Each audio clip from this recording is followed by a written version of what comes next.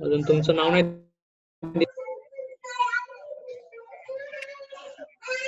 हा नाही, मी पाठवते सर काल.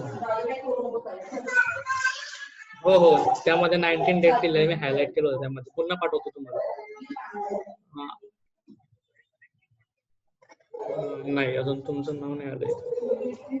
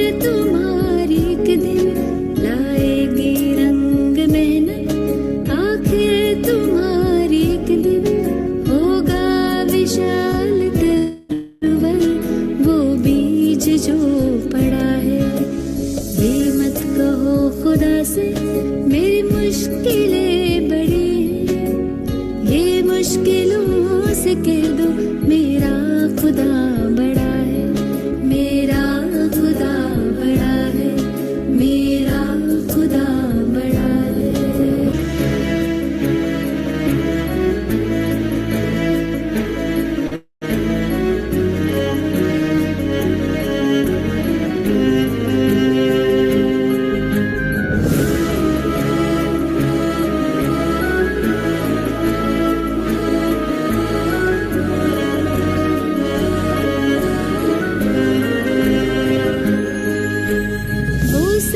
शक्तियों से जब साथ है हमारे, वो सर्व शक्तियों से जब साथ है हमारे, हर काम उसके रहते हरगिज़ हुआ पड़ा है।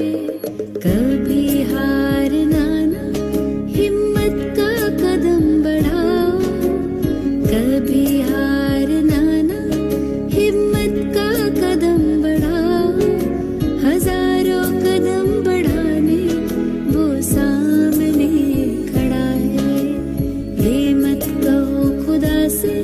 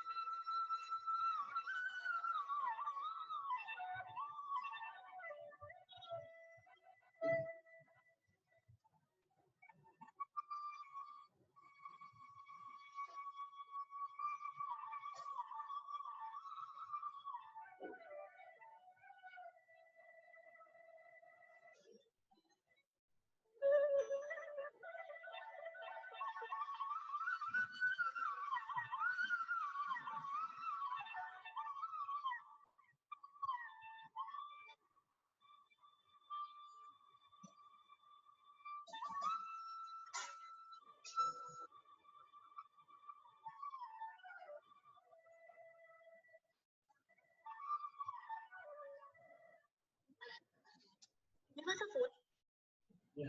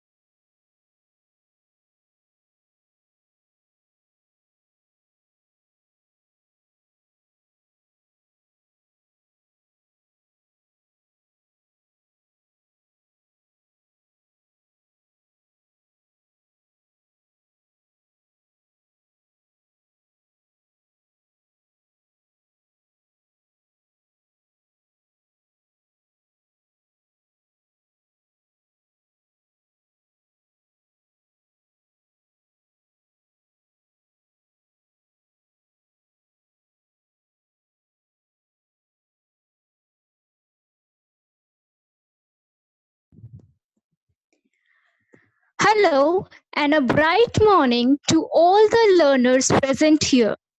This is Priyamvada Mishra and Anusia Ravishankar of MBA second year. It gives me immense pleasure to extend to you a very warm welcome on behalf of all the IICMR fraternity on this national level webinar. The spread of coronavirus has brought the world around us to a standstill. It challenges us to change our way of looking at things and helps us to look ahead. Thus, a drop of motivation is much needed. I consider it a great honor to welcome international business and life coach Mr. Bhupendra Singh Rathod. If you want to become a superstar, think of BSR. Now, among our midst, we have Bhupendra Singh Rathod. His qualification and experience goes as in GNIIT, PGDBA Symbiosis, MCOM, PGDBA IIM Lucknow, India's #1 breakthrough strategist, leading business and life coach, leadership Hello? trainer. Hello? Hello? Anushya, you can continue. Leadership trainer, author, international motivational speaker, Asia's greatest leader 2017 awarded by ASIA, One Magazine and URS Media. Now I would request great BSR to address the August gathering. Over to you, sir. Thank you so much. Yeah, really appreciate. Hi, good morning, everyone. Very happy to see you. And how many of you want to become superstars? All right. I know you already are superstars, and I'm so sorry that today I'm sitting at my home, so I have a weak internet connection well in advance. I want to say that I'm in the spot. Hopefully it will not disturb us, and it is going to support us. Are you with us? Are you all excited in the morning? All right, not because Yes, you are sir. attending my session, because you deserve to be excited. You deserve to be excited every single day. All right, everybody. So once again, my name is Bhupendra, and I want to talk about today. The topic which is given to me is discover your vision, one of my best topics and the most favorite topics. And I'm going to talk about that from the heart, because I've been delivering sessions on this topic for the last 7-8 years. And whoever I spoke with about this topic was a great change. Those people really admired it, and I'm sure you are going to love it, admire it, and at the same time you're going to enjoy it. So first of all, thank you so much for inviting me. Thank you so much, Jayashree ma'am, for reaching me out, and thank you so much to each and every student. Now let me ask you this one question. Okay, why are we running in our life? Why are you doing the college? Why somebody is a teacher and why somebody is a faculty? Is that okay if I use Hindi in between? Because I'm more comfortable when I deliver some of the dialogues in Hindi, right? I'm more comfortable with that. Sir, of How course, many sir. of you are okay with that? Of Okay, course, sir. Mohit, There thank is you no so much. problem. Of course. ठीक है, ठीक है, ठीक है. So one of the best things which I got to realize, or which I got to understand, is that people are running in their world. Okay, everybody is running. सभी लोग भाग रहे हैं. कोई सुबह उठ के भाग रहा है, कोई शाम को भाग रहा है, कोई कंपनी बनाने के लिए भाग रहा है, कोई 100 करोड़ बनाने के लिए भाग रहा है, कोई अपना ब्रांड बनाने के लिए भाग रहा है, कोई बहुत ज्यादा बड़ा बनना चाहता है अपनी जिंदगी में. Somebody is like, okay, I really want to do something in my village, or somebody is doing. So why people are running? People are running because of only one single thing. What is that one single thing? Okay, tell me that. Okay, can you share with me why people are running? Okay, and I got to see that this is live on YouTube also. So if you're watching it on YouTube, I'm watching it. I'm watching your questions on YouTube too. So you can definitely put the message on the YouTube as well. Why people are running? Okay, for money, for achievement, desire. Fantastic. Earning. To earn money. Okay, yes. People are running to make money. People are running to have the freedom to achieve their dreams. So in short, अगर मैं कहना चाहूँ तो people are running for only one thing, which is called success, success, success, success, success. Now, how does the success come? So I want to give you first thing. Many people say that success can come to those people who work very, very hard, but there are thousands of people who are working harder, but are they all successful? क्या वो सभी successful हैं? No, they are not all successful. ऐसे ही कई लोग कहते हैं resources से success आती है. कई लोगों के पास करोड़ों रुपया है, बहुत सारा पैसा है, बहुत सारी जमीन है, बहुत सारे resources है. Are they all successful? No, लोग उनकी शक्ल भी देखना पसंद नहीं करते, या उनका कहीं पे भी एग्जांपल आपने नहीं सुना होगा. किसी भी सेमिनार में आज तक मैंने अनिल अंबानी का एग्जांपल नहीं सुना, because he had lot of money already, लेकिन people still don't call him a success, क्योंकि definitely is not successful. Because people say क्या है, उसके पिताजी ने बना के दिया, उसने बना लिया, ठीक है, that is not the success. There are a lot of people who say technology can get you the success. बहुत सारी टेक्नोलॉजी अगर आपके पास होगी और अच्छी टेक्नोलॉजी होगी, then you can be a success. लेकिन सैमसंग जैसी कंपनी बहुत अच्छी टेक्नोलॉजी होने के बाद भी फेल हो गई दोस्तों. And then some people say that okay, success can come to those people who have got a lot of people. All right, so there were a lot of people like Osama bin Laden had a lot of people, and at the same time Dawood Ibrahim had a lot of people. So कोई कहता है लोग होंगे तो सफलता होगी, but let me tell you, my dear friend, the real wisdom, the real success can only come to all of us only if we have a great vision. Without vision, success is impossible. Is that true? Okay, yes, it is true. Success is not possible without a compelling vision. How many of you agree to that? Please tell me. And I will give you love. I to tell you right this. कि अगर आप 10 साल के बच्चे को vision दे देते हैं तो 12 साल 15 साल की एज तक I assure you the kid will become a super duper success.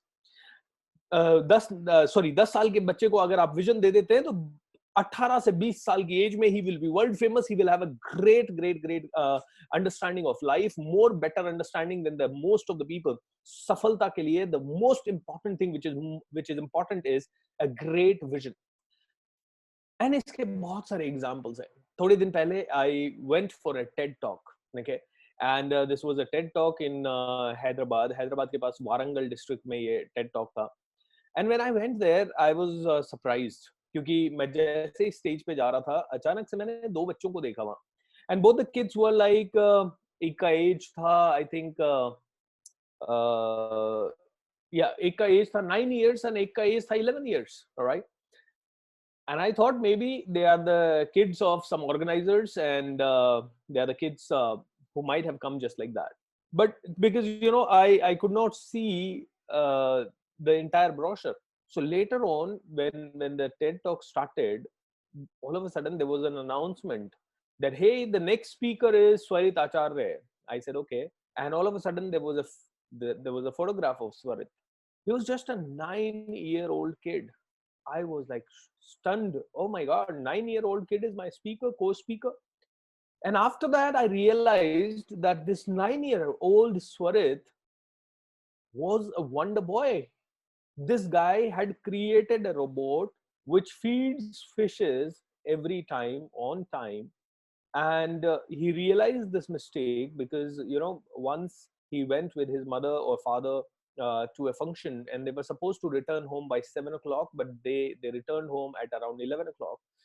And the whole, his mother said, पूरे रास्ते में Swarit was only talking about mama fishes का क्या हुआ होगा, अरे उनको भी तो भूख लगी होगी, मुझे भी तो भूख लगती है, उनको भी भूख लगी होगी. The moment Swarit came home, the first thing he did was fed his fishes, and that didn't allow him to sleep. And then this guy created a robot which can feed fishes every time on time. He took the robotics classes. He had some idea about robotics because he got to join that robotic classes at the age of 5 or 6. And at the age of 7, he had some idea in his mind. At the age of 8.5, he could create a robot. And now this robot was also getting popularity. And because of that, Swarit is invited to speak in various forums and all those things. My dear friends, when a 7-year-old guy get a vision, a small vision, even if it is like a big vision or small vision, doesn't matter, but then Even if you have a 5-year-old vision or 5-year long vision or 10-year long vision, though vision is minimum 15 years to 20 years or 30 years thinking, it is said that all the great leaders, they think for at least a quarter century, and an ordinary person thinks only for 3 months. Okay, एक ordinary आदमी को लगता है आज मेरी जिंदगी में क्या होगा, अरे कोविड निकल जाए, बस कोविड निकल जाए. An ordinary person is thinking about COVID getting over, लेकिन an extraordinary person says ये कोविड और ये सब तो आता जाता रहेगा. I'm thinking about at least a quarter century, around 25 years. Now this guy at the age of 7, when he had a vision, at the age of 9, he was a super success, and he's delivering so many talks. He has been invited as a guest speaker. I invited him in one of my shows, and I interviewed. And at the age of 9, he speaks so eloquently. He has so much of understanding of life. Like, he's able to answer all the questions. If I ask him, hey Swarit, what's the secret of your success? I've learned from my mother and father that you need to be disciplined all the time, and if I'm disciplined, then only I can do something. He talks like that. The second speaker was an 11-year-old guy, Hemang. All right, 11-year-old boy, Hemang. And this guy was at the age of 11. I mean, when I heard his introduction, I was really zapped. This guy at the age of 4 realized the problem in our education system. He said that, I have the hobby of computers, and I'm forced to learn mathematics, English, or science, or XYZ. He said, I have a hobby of computers. And at the age of 4, when he went to his school taught him a little bit about computers. Not at the age of 4. They were teaching him ABC, and he was like uninterested. He said, I want to learn about computers. Teach me about computers. I think I need to learn. And this guy at the age of 4 told his mother and father, I don't want to go to the school. I want to learn on my own. Because they are not able to teach me the way I want to learn. And the mother and father was puzzled. What the hell this guy is talking at the age of 4? Okay, they pushed him to go to the school till 5, but then somehow this kid was cranky, and he said, I am not going to go to the school no matter what happens. Anyways, parents were left with no choice, and then parents decided to have a home tuition for him. So there was a teacher who was coming and teaching him. Again, this kid got to realize that the teacher is not teaching me the way I want. Okay, the teacher is not teaching me the way I want. And all of a sudden, this guy he took his call at the age of 5. He told his mother and father, give me a laptop and I will learn on my own. And I think at this moment, his parents were very supportive. So they also agreed. Guys, this guy started learning coding and so many things about computer at the age of 5. And since then, he has been studying himself. At the age of 11, he is inspiring the whole world.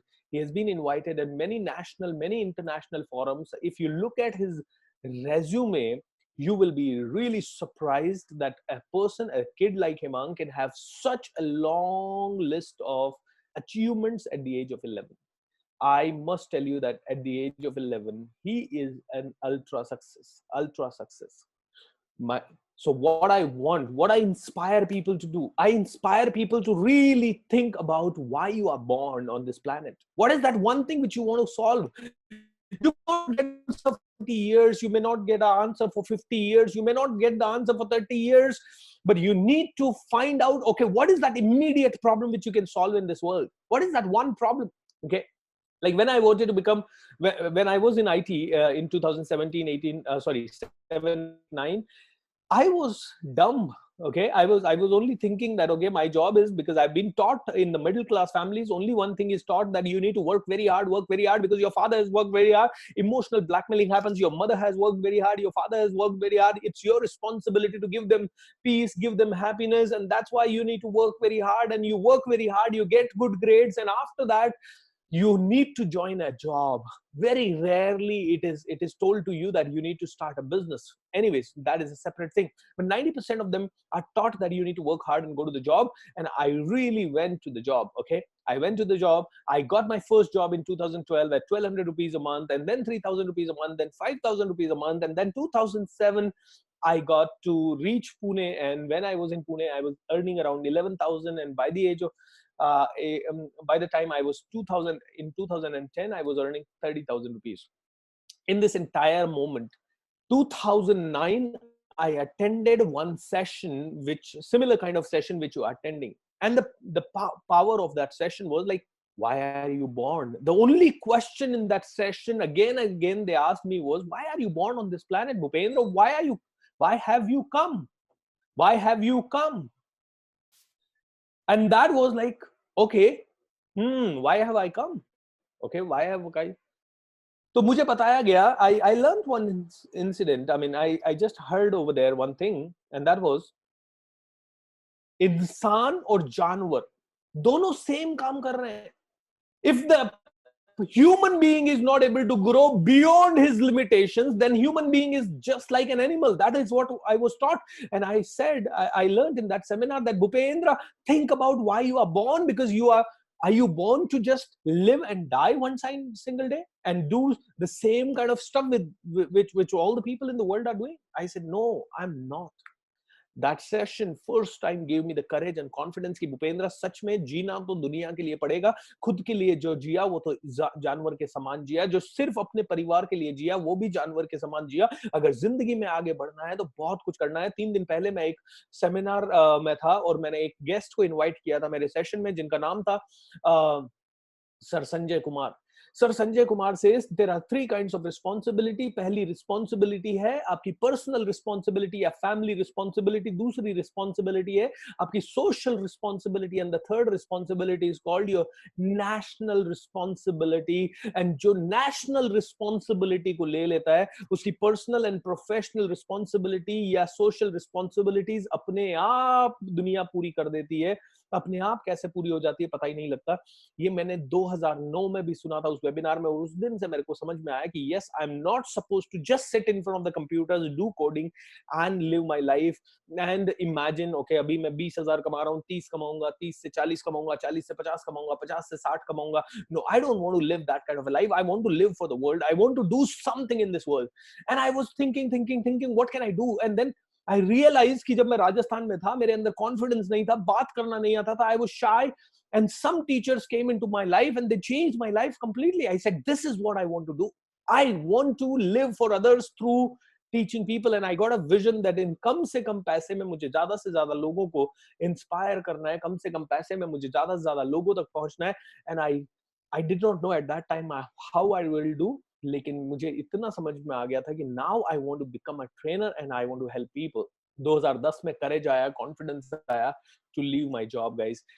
And still the vision was like थोड़ा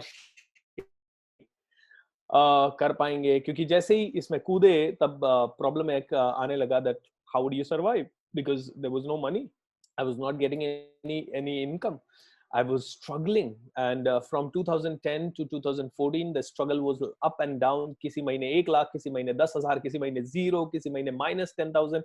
We went into losses पे losses. 2012 I lost me and my partner, we lost around 1 crore rupees. 2013 we got another partner, and because of that 2014 I had to leave my own company. And I was feeling that it was a bad decision. But in 2014, I got to realize that power of vision is the most incredible thing. I got a vision. I met Sanjay Kumar sir. He's an art of living teacher. I met him and he said, hey, Bhupendra, what do you want to achieve in your life? I said, sir, I'm inspired to inspire 1 crore lives by 2030. And Sanjay Kumar ji looked at me and he said, बहुत छोटा सोचते हो यार. And I was like, sir 1 crore लोगों की जिंदगी change करने की बात कर रहा हूँ और आप कह रहे हो बहुत छोटा सोचते हो. हाँ भूपेंद्र, बहुत छोटा सोचते हो. और फिर उन्होंने अपनी जिंदगी के बारे में जब मुझे बताया, मुझे सच में लगा कि मैं बहुत छोटा सोचता हूँ. वो इंसान ऐसा इंसान है जो 7.5 साल जंगलों में रह के आतंकवादियों को ढूंढ के, आतंकवादियों से मिल के उनको उसने नॉर्मल इंसान बनाया. 3,750 आतंकवादियों की जिंदगी उस इंसान ने नॉर्मल बनाई. तो बोलता है यार बहुत छोटा सोचते हो भूपेंद्र, तुम्हारे जैसे इंसान का विजन होना चाहिए कम से कम 10 करोड़ लोगों को इंस्पायर करना. मैंने अपना गोल डाल दिया, अपना विजन डाल दिया. अब 12 जनवरी 2030 तक 10 करोड़ लोगों को इंस्पायर करना है. And let me tell you guys, miracles happened after that. 2014 से आज तक की जिंदगी जो है, it has the day I had a true sense of vision, उसके बाद की जिंदगी वाज लाइक बूम जुप.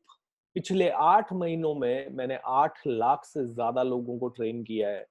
पिछले 8 महीनों में मुझे यूनाइटेड नेशंस जैसे ऑर्गेनाइजेशन ने बुलाया. I went to America, New York City, United Nations के ऑर्गेनाइजेशन में, आई मीन हेडक्वार्टर में जाके आई डिलीवर्ड अ स्पीच जिसको कि 193 countries witnessed, and I am India's first trainer to do it. Miracles after miracles after miracles after miracles happened after that. Okay, उसके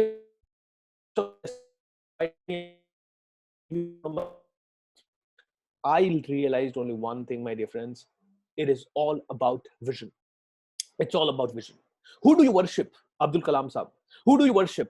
Okay, Swami Vivekananda. You worship all these people who have been who has done greatest things for the world, who are alive even after they are long gone.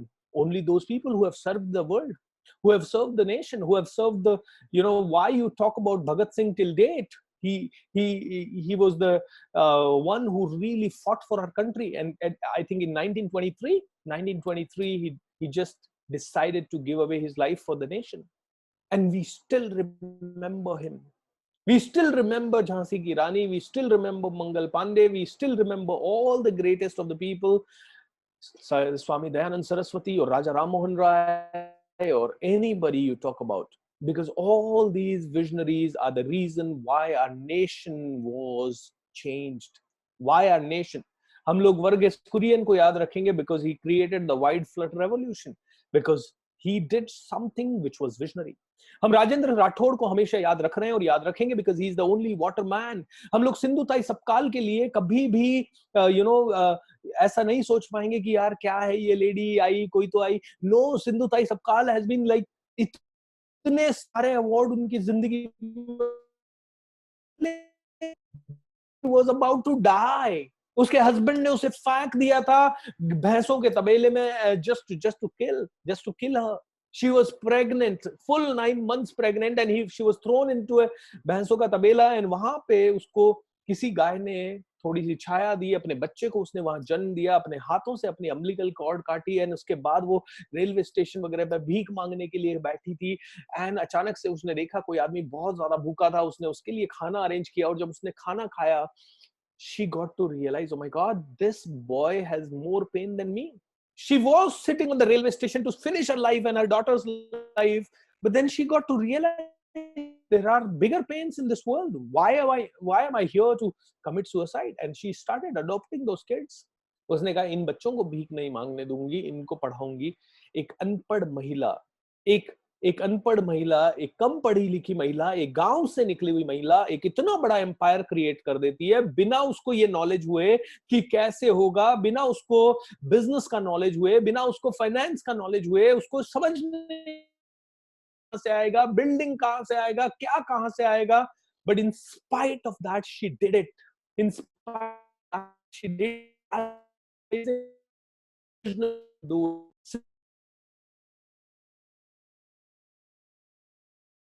1970, और आज हजारों लोग, अमिताभ बच्चन ने उनको कौन बनेगा करोड़पति में बुलाया, हजारों अवार्ड्स दिए गए उनको, इतने सम्मान दिए जाते हैं. A villager, a lady without too much of understanding of what the world is, she got the vision, and now look at this. So let me give you the mantra, my dear friends. If you want to change your life, if you want to inspire yourself and the whole world, you don't need to do too many things. You don't need to have the perfect physique like Hrithik Roshan. You don't need to look like Kareena Kapoor. You don't need to really have a big house or a big car. You need to have only a strong, super powerful vision. And the people with the cars and the people with bungalows will be more than happy to surrender to you. About what Baba Ramdev has done is an act of a visionary. He is a Baba. He did not go to Harvard. He did not go to MBA schools. He did not go to any other place. He was only talking very strongly about Swadeshi, Swadeshi, Swadeshi, Swadeshi. But he got to realize कि बोलने से कुछ नहीं होने वाला है. We will have to solve this problem. And then this guy did something. Yoga तो बहुत लोग करते थे, मेडिटेशन तो बहुत लोग करते थे. उसने कहा सबसे पहले इन लोगों को हेल्थ का पाठ पढ़ाने की कोशिश करना पड़ेगा, और उसने कुछ करने के लिए कैसे करके योगा को घर घर में पहुंचा दिया. And when he did that, after that he realized, oh my God, something more can be done. Something more can be done, right? Something more. Oh, sorry, I don't know why it is not turning off. Something more can be done, and he said, Swadeshi apnao, Swadeshi apnao. लेकिन अपनाऊं कैसे? People don't have an option to apnao Swadeshi. So he just said, let me create Swadeshi. And दोस्तों पतंजलि बनवाया स्वदेशी स्वदेशी स्वदेशी अपनाओ, इसका नारा चला जा रहा था 1960 से 1950 से, आई थिंक अंग्रेजों के टाइम से. But nobody was ready to create Swadeshi products. Swadeshi. But Ramdev not only had the thought, he took the action. Visionaries take the action, and when he took the action, the whole world was with him.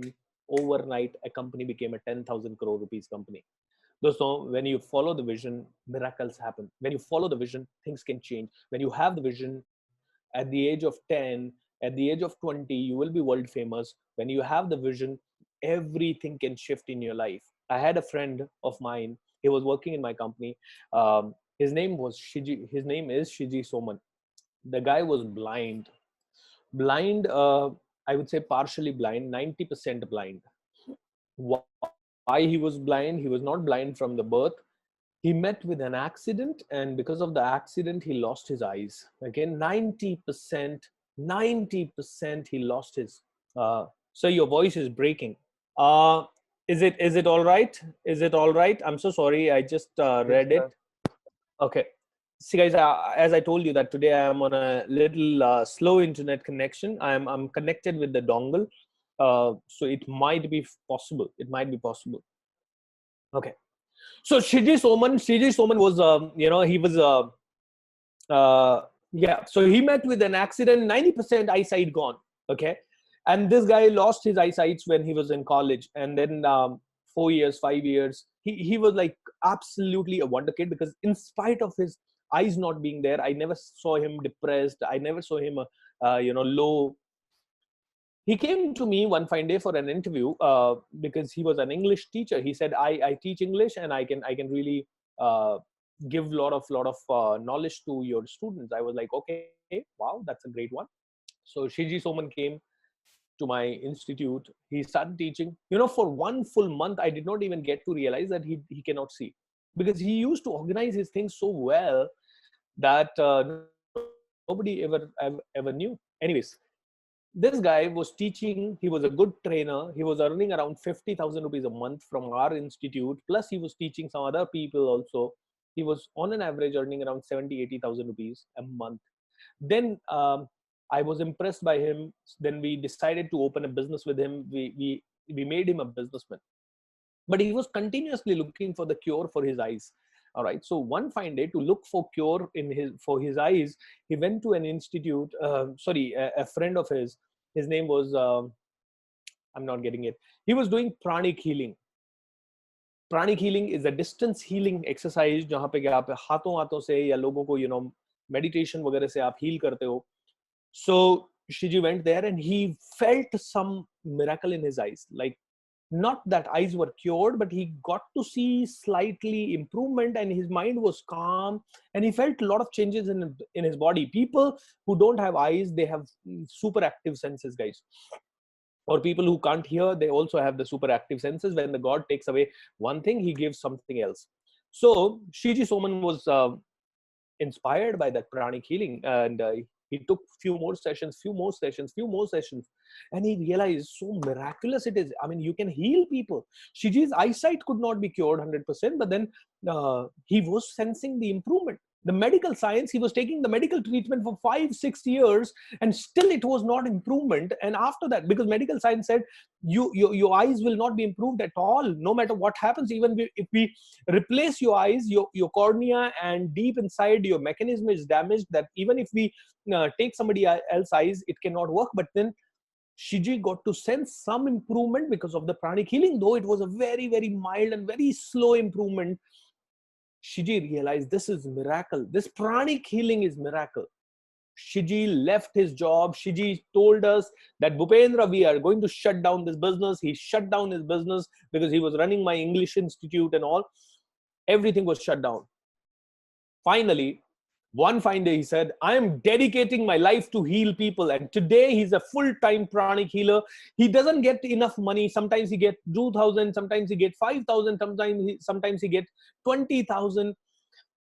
But Shiji said, I want to heal people. And let me tell you guys, from 2015, Shiji has dedicated his life to heal people. And till date, I think he has successfully helped more than 4,000 to 5,000 people.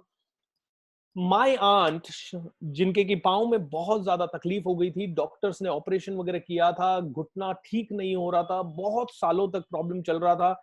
Finally I said okay, let शिजी do something. 1 महीना शिजी ने healing किया, and 1 महीने के बाद she was walking, and she was, मतलब वो अभी तक कहती है मेरा तो इलाज, वो उनको तो पता नहीं शिजी कौन है, क्योंकि शिजी वाज डिस्टेंस हीलर. वो पूना में बैठ के हीलिंग कर रहा था, कभी वो दुबई में बैठ के हीलिंग कर रहा, कहीं.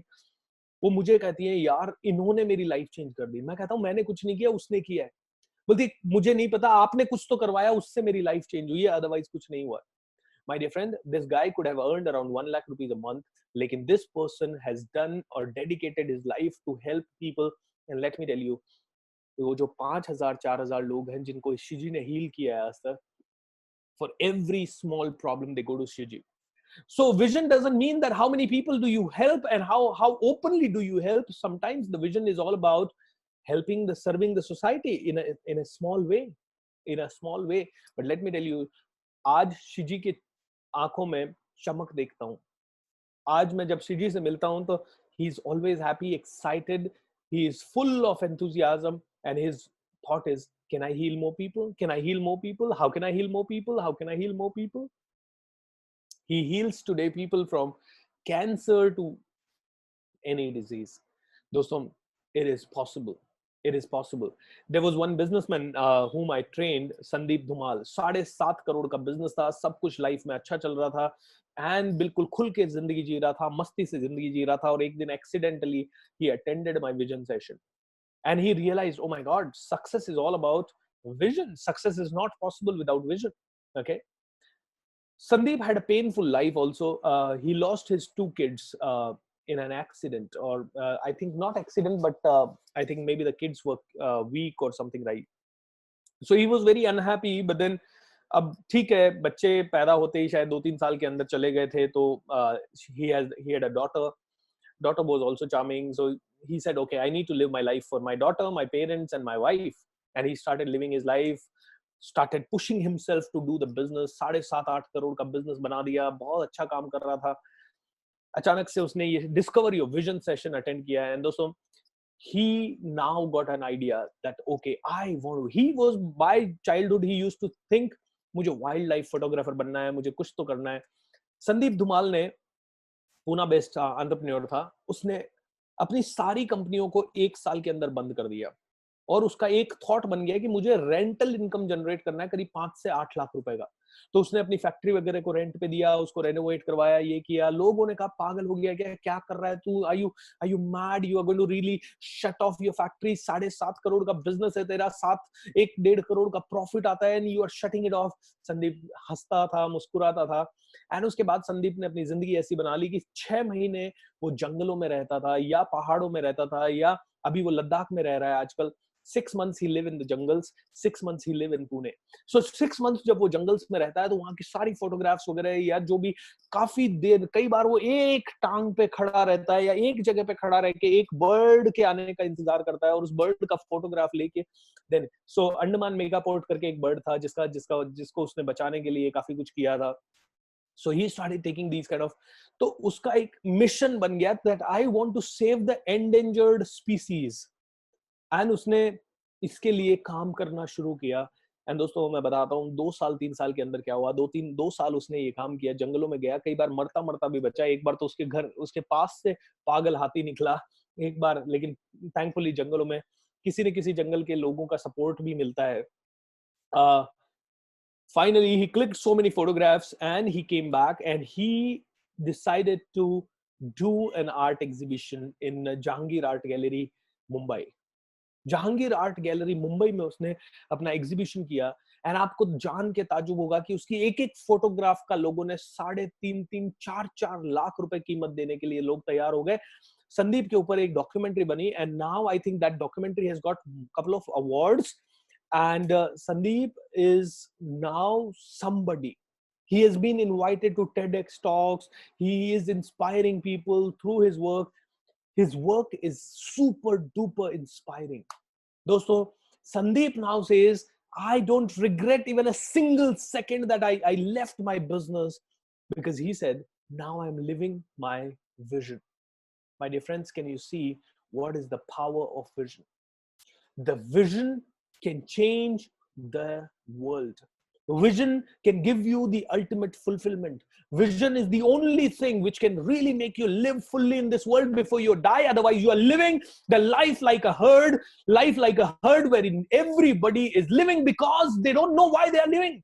They are living because their neighbor has built a house, their relative has sent their kids to study in abroad, so I also need to send my kid to abroad. Oh, they have spent around 20 lakh rupees in the marriage. Okay, I want to spend 25 lakh rupees in the marriage. All right, they have got a bigger TV. I want to get even bigger TV. They have got this car. I want to get this car. They have got to travel these many countries. I want to travel these many countries. Where are we competing? With whom are we competing? We need to change ourselves, because our job is to live this life to the fullest, and the only person who can live this life to the fullest is the person with an ultimate vision. And what is your vision? Why are you here? What is that one problem which you want to solve in this world? Ola could solve one problem. Uber can solve one problem. Tesla is solving one problem. Amazon could solve one problem. Alibaba is solving one problem. Flipkart is solving one problem. Are you solving one problem? If not, you will not be able to reach to the top. That is what you will struggle lifelong. I'm telling you that. क्योंकि आप 1 लाख से 1.5 लाख, 1.5 लाख से 2 लाख, 2 लाख से 3 लाख पहुंच जाओगे. Life का दी and है. और लेट मी टेल यू, आज लोगों को अगर 50,000 75,000 कमा रहे हैं तो वो कंफर्टेबली नहीं जी पा रहे हैं. उसमें भी उनके ऊपर लोन है, बहुत सारे चैलेंजेस है, बहुत सारे इश्यूज है. और आज से 10 साल बाद ये जो काम 75,000 में भी नहीं हो रहा है, वो काम 3 लाख में भी नहीं होगा. यानी आज से 10 साल 15 साल बाद इनकम्स लोगों की थोड़ी कम होंगी, लेकिन कहीं ना कहीं खर्चे और एक्सपेंडिचर और लाइफस्टाइल जीने का pressure would be so high कि एक normal family को 3 से 3.5 लाख रुपए भी कम पड़ने वाले हैं दोस्तों. And that is why I'm saying the game which we are playing right now is the never ending game. इसीलिए I want you to understand, you need to become zero competition.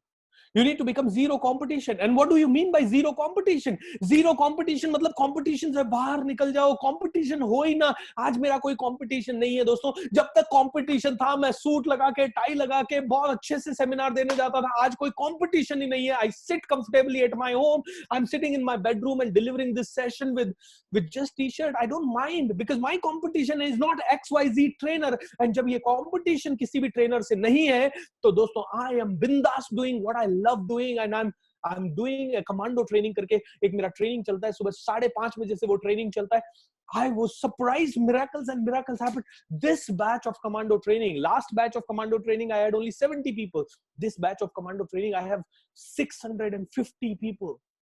Okay, my discover your vision session, ये जो मैं आपको बता रहा हूँ, मेरा 1-2 दिन का पूरा लोग कहते हैं कि सर अब ये विजन को डिस्कवर कैसे करें. तो उसके लिए I have a session called discover your vision, जो कि 2 full day का सेशन होता है. वैसे रेजिडेंशियल होता था, उसमें करीब 20 लोग आते थे, 30 लोग आते थे, क्योंकि रेजिडेंशियल थोड़ा एक्सपेंसिव होता है, होटल रिसोर्ट या कुछ भी. This time when I did my discover your vision session, 178 people were there, and that was online for sure. It was comfortable, and that is the magic. And now with this vision, I am inspired to do much more, and I want to give you a very very strong invitation. 1 November से लेके 30 November तक, 1st November to 30th November, I'm doing a 1 full month long workshop, absolutely free of cost for people, every evening from 7:30 to 8:30. And the name of the workshop is The Magic of Thinking Rich. 1,08,000 लोगों को मुझे ये workshop free देना है in this month of November. And this will be a workshop. This is not going to be one inspiring session. This is going to be a workshop. Full 30 days workshop means every session is important. And I think Jayashree ma'am has attended that session of mine in the live scenario. But then many of you would be inspired if you get a chance. But yeah, guys, I want to have 1,08,000 people, so you can really make people join, and you can be a part of it as well. So this is going to be there. Thank you, Dr. Mukul Jain. Yes, sir. You want to say something, sir? How much time do I have? How much time do I have? Good morning, sir. Good morning. Very good morning, sir. How are you doing? Sir, your session is up to 11:45, sir. So your session is up to 11:45. All right, ma'am. I have 20. Thank you, ma'am. So 20 more minutes. Yes, Dr. Mukul, you want to say something, sir? No, sir. Thank you, sir. You please continue. Yeah. So I want to invite each and every one of you to be a part of this incredible mission from 1st November to 30th November, wherein I'm going to deliver this workshop called The Magic of Thinking Rich, because I'm on a mission to make India think rich. And I'm running a movement called the Think Rich movement, which is going to go to the, and in the same thing, every Sunday evening, I have a show called the Think Rich Show. And this Think Rich Show, I get a lot of celebrities or entrepreneurs or CEOs, and those people, their stories, question and answer and interview happens. So I know all that also. I'll share the link with Jayashree ma'am, and if you want to be a part of that, you can be a part of. So I want to tell you all these things are possible because there is vision. Last year, and vision means what? I want to give you one line, and each and every one of you, this is a golden line of your life, okay? And I want you to live your life for the next 1 year using this line. And if you really live for the next 1 year with this line, it will be a part of your life. And if it becomes a part of life, I assure you, your life is going to be changing 2000%. So are you ready to listen to that line? This is a golden line. If you like that, you can just go ahead and say, wow, okay, I'm going to commit to live this. So are you ready? Come on, go to the chat and let me know if you are ready. Okay. I will share with you that only if you are ready. Okay, fantastic. If you are ready to live your life by that one line, then that one line which I have been living, every possible visionary lives using that line. Every possible visionary on this planet has always mastered that line, and then only they could get the vision. Line is like this. If you support the world selflessly, if you support the world selflessly, the whole universe is going to support you endlessly. वापस से बोलूंगा, if you support the world selflessly, the whole universe will support you endlessly. If you support the world selflessly, the whole universe will support you endlessly. अगर आपने जानबूझ के दुनिया को बहुत ही जबरदस्त तरीके से आगे होके सपोर्ट किया, तो पूरा ब्रह्मांड आपको सपोर्ट करेगा. If you support the world selflessly, the whole universe is going to be supporting endlessly. How many of you believe that? Come on, tell me on the chat window. How many of you believe it? I want to see whether you believe in it or not. This is the golden line using which all the visionaries live. My dear friends, if you live for the world, you will be taken care of. And people who live for the world, they are absolutely outstanding people. You love them, you adore them, you admire them, you touch their feet, you value them, you worship them. They are alive even after they're long gone. So I want to tell you that the central message of this talk is to support the world selflessly so that the whole universe can support you endlessly. And that will happen all the time when you live it. So I am driven by this. And I think that is why from 2017, I have conducted my 2 full days live thought and life mastery program free of cost in Jaipur city, in Indore city, in Pune, in Mumbai city.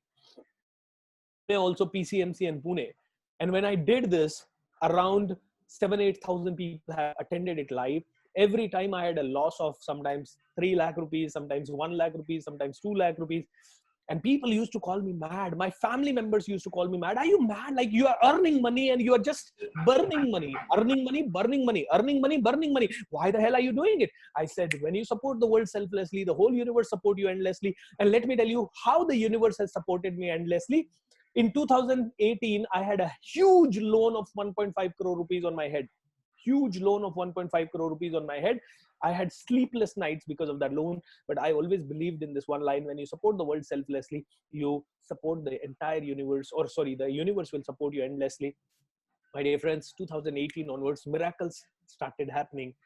Today, by God's grace, I'm financially free. Today, by God's grace, like, things are so nice.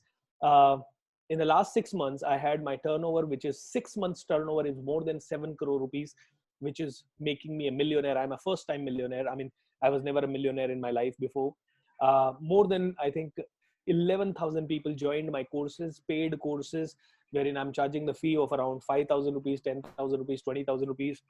And on my YouTube channel, I had only 11,000 subscribers. Now those are 8.92 lakh subscribers. Matlab 8,92,000 subscribers. 11,000 subscribers I had in last October 23rd. And from there, it is 8,92,000 subscribers. My Facebook and all the social media visibility was not limited to, I think, more than 10 lakh people. But today, it is to more than 5 crore people. And life has given me a lot. I could not expect. वो कहता है ना, देने वाला जब भी देगा, देता छप्पर फाड़ के, बट वो आपका इम्तिहान लेगा, आपको टेस्ट करेगा कि आपने बोला तो है कि आप दुनिया के लिए जीना चाहते हो, जी के दिखाओ. एंड मैंने वो टेस्ट क्लियर किया 2017, 2018, 2019 में 40 से ज्यादा फ्री वर्कशॉप देने के लिए लोगों को कंडक्ट की. एंड मैंने पिछले 6 महीने से अनाउंस किया, जैसे ही कोविड खुलेगा, ये मेरा वर्कशॉप होगा 12 सिटीज में live. Pune, Mumbai, Hyderabad, Bangalore, Chennai, Kolkata, Jaipur, Ahmedabad, Indore, Patna, and Kathmandu. 11 places. Delhi also, yeah. 11 places, 12 places I will be doing this workshop for free. And if these 12 places goes for, well, then it will be reaching to even more cities. My dear friends, miracles happen when you support the world selflessly. And I'm so thrilled to live this kind of a life. Now I have around 15 minutes. And in this 15 minutes, I want to use it for your questions and answers. I know that many of you want to ask me something because vision is definitely a powerhouse, but then still many people do not understand the power of vision. If you have any question, how to find it, what to do it, and what else to do in life, I would be more than excited to answer. Otherwise, I have endless talks on vision. Vision ke upar main 2 full day ka session leta hu, so I can speak on and on and on about this topic. But let me see if there are any questions. Otherwise, I'll continue the way I'm continuing. Okay, by the way, are you enjoying the session? How many of you are liking it? On a scale of 0 to 10, how much are you liking it? All right. And be honest, okay? Be honest. On the chat window, I really want to know your feedback. Okay, so it says 10, Saurav says 10, 9, 10, 9, 10, 10, 10, 10. Thank you so much, 10 on 10. Okay, really, 9.5. Okay, Shraddha, I don't know why you have deducted 0.5%, but I want to know that. Okay, 9. Thank you so much, guys, for this love, this exciting, this thing. Rahul has said 10 on 15. Okay, Rahul has given 15. Thank you.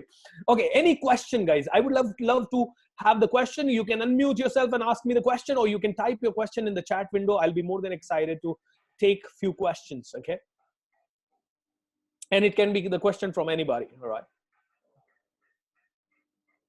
Sir, I have a question. Yes, Madhurima, you can unmute yourself and ask that question here.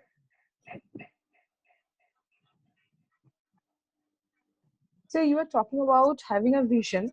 Yes. So if I ask a simple question like, what is a vision? Is vision as similar as a dream, or it is something else? All right. So here I want to answer this question. So a lot of people talk about vision, mission, and values. Harvard Business School says vision means, and I want to suggest you to 2 books to read so that you get extreme clarity about the vision. I'll tell you about those books after I explain. Harvard Business School says vision means 5 things. Okay. Vision means 5 things. The first thing which comes under vision is your core purpose. Core purpose is nothing but your mission as to why you live in this planet. Okay. I live to inspire people. Why do you live? Do you live to educate people? Do you live to make them employable? Do you live to make them change their life? Or do you live to change the nature? What is your purpose? What is the reason of your existence? That is the first thing. If you do not have that, then your vision is incomplete. So that's the first thing. So when you discover that, okay, I'm here in this planet because I want to inspire people, the day I discovered it, my life got like this. Okay, why? Because earlier I was thinking, okay, I need to make my career in IT. I need to start my business. I need to do this. Now every distraction, every possible distraction is over because I know that I am born to just live for others, to inspire them, to impress them, to change their life, to give them a reason to live. And that stopped all the possibility of, I'm from Kishangarh city, and here there is a booming marble industry business where people are making 100 crores, 200 crores. I'm coaching a lot of entrepreneurs in the Pune city, and sometimes, mind was like, so many people gave the idea, hey, you can also build, you are coaching us, you can also build a manufacturing unit, and you can take it to the next national level. All the distractions are khatam. Okay, when you get the purpose, you are like this. That is the first thing which is there in the vision. The second thing, and this is Harvard Business School saying that these 5 things make your vision. The second thing is your core values. We are not talking about values. We are talking about core values. What is core value? Core value is like this. Everybody has values. Sach bolna chahiye. Ye value hai logon ka. People value this. But core value means jaan chali jaye to bhi sach hi bolna hai. Core value is like army, okay? Army's value is to protect the nation, all right? But it is not their value, it is their core value. They are ready to die and sacrifice their life for that. Core value is something which you do not ever, compromise with, no matter what happens. जैसे राजा हरिश्चंद्र ने सत्यवादी थे और उसको किसी भी कीमत पे उन्होंने कॉम्प्रोमाइज नहीं किया. जैसे गांधी अहिंसा के फॉलोवर थे, तो अहिंसा को उन्होंने कभी भी सेक्रीफाइस नहीं किया. किसी भी लेवल पे उन्होंने उससे कॉम्प्रोमाइज नहीं किया.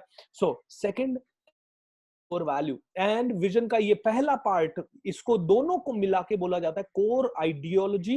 And this can never ever change. This core ideology can never ever change in your life, no matter what happens, whether it is a tsunami, whether it is life and death ka situation. This core ideology can never change. That is the first thing which forms your vision. So 2 things: core vision, core purpose, and core values. This is your core ideology. Together they form core ideology, which never change. Now next comes 2 more things. These 2 things can change after every 15 years, 20 years. What are they? The first one is called your BHAG, which is a very powerful, incredible goal. BHAG. B यानी big, H यानी hairy, A यानी audacious, G यानी goal. Big hairy audacious गोल. Simple शब्दों में कहूं तो बहुत बड़ा गोल. उतना बड़ा गोल जितना बड़ा माझी ने सेट किया था, पहाड़ तोड़ने जैसा गोल. ऑलराइट. सो ये बहुत बड़ा गोल होता है जिसके सोचने मात्र से रोंगटे खड़े हो जाए, जिसके बारे में जब आप बात करो तो आप एंथुसियास्टिक हो जाओ, जिसके बारे में जब आप बात करो तो आपको डर भी लगे लेकिन उत्साह भी बहुत ज्यादा आ जाए. That is a big hairy audacious goal. यानी बिग यानी बहुत बड़ा, हैरी यानी गूज बम्प्स देने वाला, ऑडेशियस यानी साहसी, गोल यानी लक्ष्य. सो लोग इसी बिग हैरी ऑडेशियस गोल को दुनिया विजन कहती है. ओके, जबकि ये विजन नहीं, it is just a huge goal. 15 साल से 20 साल 25 साल का ये गोल होना चाहिए. And the third thing, my dear friends, is fourth thing is called the description of this goal, or I would say a rough plan to achieve this goal, or the picture of this goal, that when this goal is achieved, how this will look. So it is called a vivid description, or maybe the description of this goal. When these 2 things, so these 2 things are core ideology, which is core purpose and core values, and these 2 things are called as BHAG and vivid description. This is called as envisioned future, means how you look at your future, how do you envision this future. These are the 4 things which are there in the vision. And the 5th thing which comes into the vision is your key strategies. What are your key strategies for the next 3 years to achieve this? All these 5 things, when you have all these 5 things, that is vision. When you have all these 5 things, then it is vision. But people are confused. People say goal is vision. Some people say, oh, my vision is to make 100 crore company. Incredible. I mean, impossible. I mean, that cannot be the vision. That is just a tiny goal. Okay, that cannot be. You cannot think in terms of money. Money cannot be your vision. Okay, money is a byproduct of your vision. Money may or may not come. When you have a vision, you may not have any money. Okay, so you cannot say, I want to have 100 crore company. Now people see on a website of a company, I want to become India's #1. Okay, is that really your vision? Are you really dying for it? Okay, is it matching your core ideology, which is your core purpose and core values? One organization I went, and There was a 55-year-old consultant over there. There was a 45-year-old, very, very big business tycoon over there. And there was a 40-year-old founder over there. And these people approached me, hey, Bhupendra, we want to make you a board of advisor. Would you mind becoming a board of advisor? I said, all right. And then we had our terms and conditions negotiated. And I sat in the first meeting of that board of advisory. I said, what's your vision? And this meeting was happening in 2018, November, December. And these people said, our vision for 2020 is 200 entrepreneurs. Okay. I asked them, what are your values?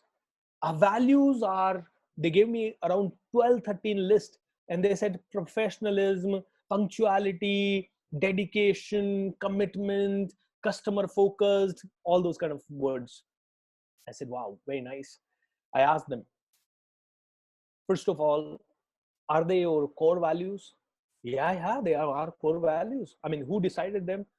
Oh, we are the consultant with the ego, 55-year-old consultant. I have consulted so many companies in the UAE, and I've helped more than 100 companies, and that's how I am helping this company. I said, sir, I'm sorry to say, with due respect, I want to say that this cannot be your core values. He said, what? And I said, I think your vision understanding is also wrong. You cannot ever say vision 2020. Okay, vision 2020, yeah, you may loosely use it, but then this is not vision. Vision has to be minimum 15-year-old goal or 10 year तो होना ही होना है, क्योंकि vision जो बड़ा गोल होता है, big hairy audacious गोल, गूज bumps देने वाला गोल, उसका फाउंडेशन बनाने में 3 साल 4 साल लगता है, उसके लिए बेसिक प्रिपरेशन करने में 3-4 साल लगता है. बोलता है, no, Bhupendra, you are wrong. I said, sir, I can challenge you. And guys, I challenged them. I said, you are saying your core value is punctuality, and this meeting of ours started at least half an hour late. I said, you are saying professionalism, and nothing is professional in this meeting. And you are saying, you have not sent me the agenda before the meeting. You have not told me that what we are going to discuss, and you are saying it is professionalism. I said, yeah, there might be your value, but that is not your core value. Vision means core value, core purpose. Your BHAG ka description. Hey guys, please mute yourself. Okay. And the last thing is the key strategies. I said, where are these? So after 5-10 minutes, they were like argument mode mein, but then I gave them a lot of proofs. I gave them a lot of ideas. And after 20 minutes, they were convinced with me. But you know what? That was my first and last meeting as a board of advisor in that company, because they got so uncomfortable with my presence. Because, you know, vision is all about all these 5 things. But let me tell you what the world say. World view is like this. Most of the people in the world say BHAG equals to vision. People assume this. BHAG equals to vision. Core values is core values. Core purpose equals to mission. So people only talk about these 3 things. Very rarely people talk about the description of the goal, and very rarely people talk about the key strategies. Okay. But these 5 things, if these 5 things could be missing, means you are not having the great vision.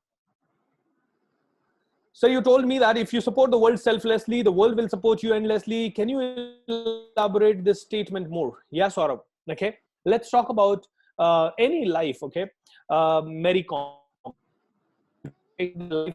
or Super 30. Again, recently I was privileged to take interview of Super 30 fame Anand Kumar sir, and it was the brilliant interview.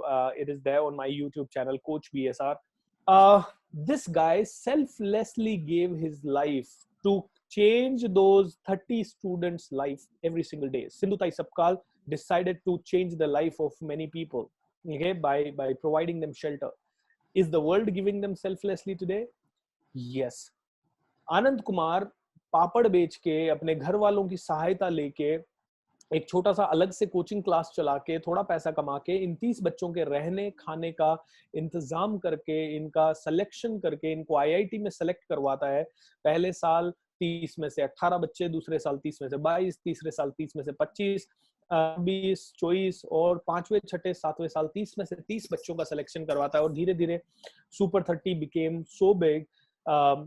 उसने कोई donation नहीं लिया, कुछ नहीं लिया, selflessly दुनिया को उसने पढ़ाया. And you know what, The movie was created for him. Today he is getting so much of recognition. Discovery Channel made a film on him. Al Jazeera made a film on him. Best of the best in the world invited him. Google recently invited him to speak and address the nation. This is the perfect example of when you give the world selflessly, the whole universe support you endlessly. Okay. Sundutai Sapkal, when she helped so many kids, today the whole world is saluting her. People are, giving her awards. People want to be here with her. People want to meet her. People want to be like her. People are quoting her examples. All those people, so many, presidents of India has come. But then the kind of respect and the command which APJ Abdul Kalam Saab have, nobody ever had. Why? Because Abdul Kalam sir has always lived like, okay, absolutely for the world, for the nation. He was always like talking about the nation. We need to improve the nation. He has never done anything for himself or for his family. Not even a single case of corruption or anything was against him. Not even a single controversy in his entire lifetime, because he was always dedicated to serve. When he gave the world selflessly, today the whole world, or in fact in his life, the whole world gave him endlessly, wherein he could do such big things in life. And at the same time, he was, how many scientists will be made presidents of India? Okay, very rarely. But then he was one of them. Okay, that's one of the examples. So I think that is enough. Mary Kom, when she gave her 2000% selflessly to this game, okay, giving the world selflessly doesn't mean that you need to only do for people. You can do something for one particular thing. So, for example, Vishwanath Anand gave his without even thinking whether he will be world class, whether he will be the world champion, whether he will get so much of name, fame, recognition, or money or something. He gave his selfless contribution to this game called chess. Mary Kom to this game called boxing. PV Sindhu to this game called badminton. Virat Kohli to this game called cricket, or Mahendra Singh Dhoni to this game called cricket. All these people, when selflessly gave every single thing to this particular game or this particular thing, the whole world came to them. So I want to tell people that in order to become successful, you don't need to do 1,000 things. You just need to focus on your game. The more you focus on limited things, the bigger you become. So, if you focus on this 4x4 chessboard, this chessboard can produce so much of energy in your life that it can get the whole world to you. Sachin Tendulkar focused only on this bat. And when you focus on this bat, this one, stick, the wooden stick can fetch the whole world, and the whole world's energy can be attracted to you. When you focus on any part of your goal or mission, okay, which can be your purpose, any purpose of your life, it can be. Rajmata Jijabai's purpose was to make her son super duper strong. Okay, when she dedicated her life to that, along with her son, she also got registered in the history. Am I right? How wonderful. I think my time is up. All right, everyone. So thank you so much. I think, question answer time kab chala jata hai, pata hi nahi padta hai. So I'm so happy to interact with you all, guys. It is 10:48. I did not realize that 3 minutes are passed. And thank you so much, Jayashree ma'am, for inviting me. Thank you so much, ICMR. Really happy that each and every one of you gave me so much of patient listening. And I'm so excited that I could, I was given the most favorite topic of mine, which is the power of vision. I love to talk about this topic because this topic is my core. This topic is what I breathe in, I live in, and I want to inspire many students and many people. Okay. So thank you. Thank you, IICMR Pune, and all the people who have been attending this session. God bless you. God bless you. Thank you so much, sir. It was a wonderful, intense information. Thank you. Now I would like to request Dipti ma'am to present vote of thanks.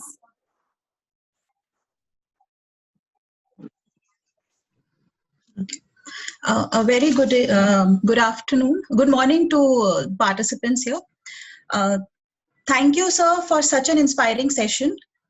I'm sure the participants from different parts of the country have been truly inspired by the thought.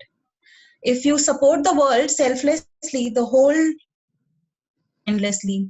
Sir, I will surely keep repeating this from time to time and keep myself motivated.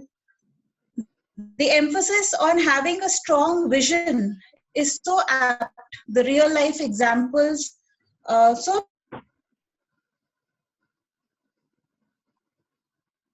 a strong vision. I personally was moved by the thought that if you fulfill your national responsibility, your personal and social responsibility, how miracles happen if you work selflessly. Students, I must say we are fortunate that Bhupendra sir has given us the key mantras for life, and you have received them so early in your life that I'm sure if you keep working on it, you will on problem solving ability was also very important. It is key to success. Thank you so much, sir.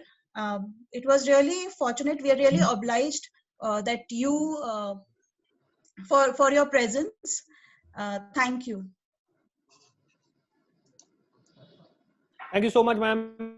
Really appreciate. And I'm so sorry, I forgot to tell you the name of the books. I have mentioned the book names in the chat window. And God bless you guys. You can get connected to me and stay connected to me on my channel, Coach BSR, and that will be a humbling experience to be a part of this journey with you all. So, Good to Great and Build to Last are the book names. You can read those books. Thank you, and thank you so much. God bless you. Bye bye. Thank you, Bhupendra ji. Thank you, sir. Now, I would love to welcome Mr. Mukul Jain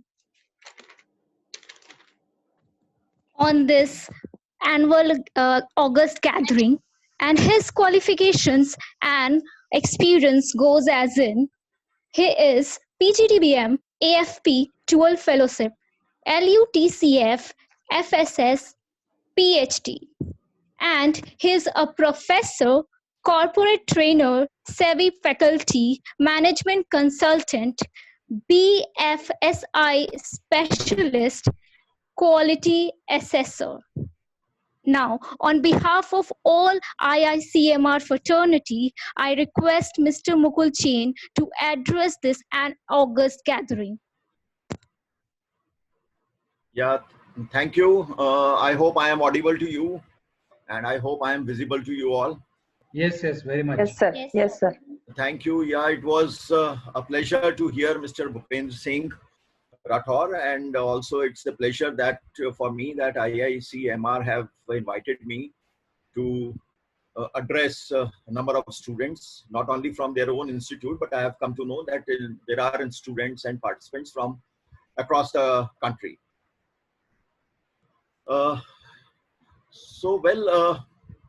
Today I plan to give you a session. My topic, as you must have seen, is 7 habits of highly effective people. In fact, there is a book by the same name, and this book is written by Mr. Stephen Covey. He's an American writer. It's a very famous book. And in fact, my life has been shaped by this book.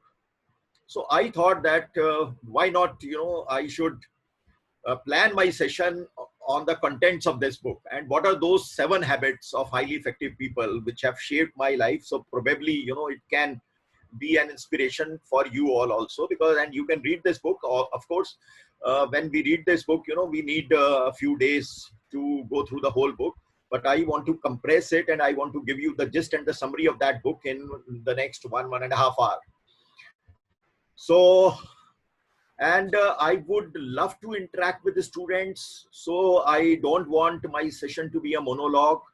I will also present my slides also to you. And I welcome the students or other participants, any other participant, students, non-students, faculty members, and other participants to ask question in between, to add anything if they feel in between. So you are most free. And only thing is that when you want to speak, you can unmute yourself and then ask your question or add something to what I am saying. Okay, so allow me to share my screen with you. First of all, share screen. Okay, share. Okay, so just tell me, are you able to say this screen? Yes, sir. Okay. Yes, Yes, sir. sir. Yes, sir. Okay, great. So this is saying 7 habits of highly effective people, and this is my name written at the bottom.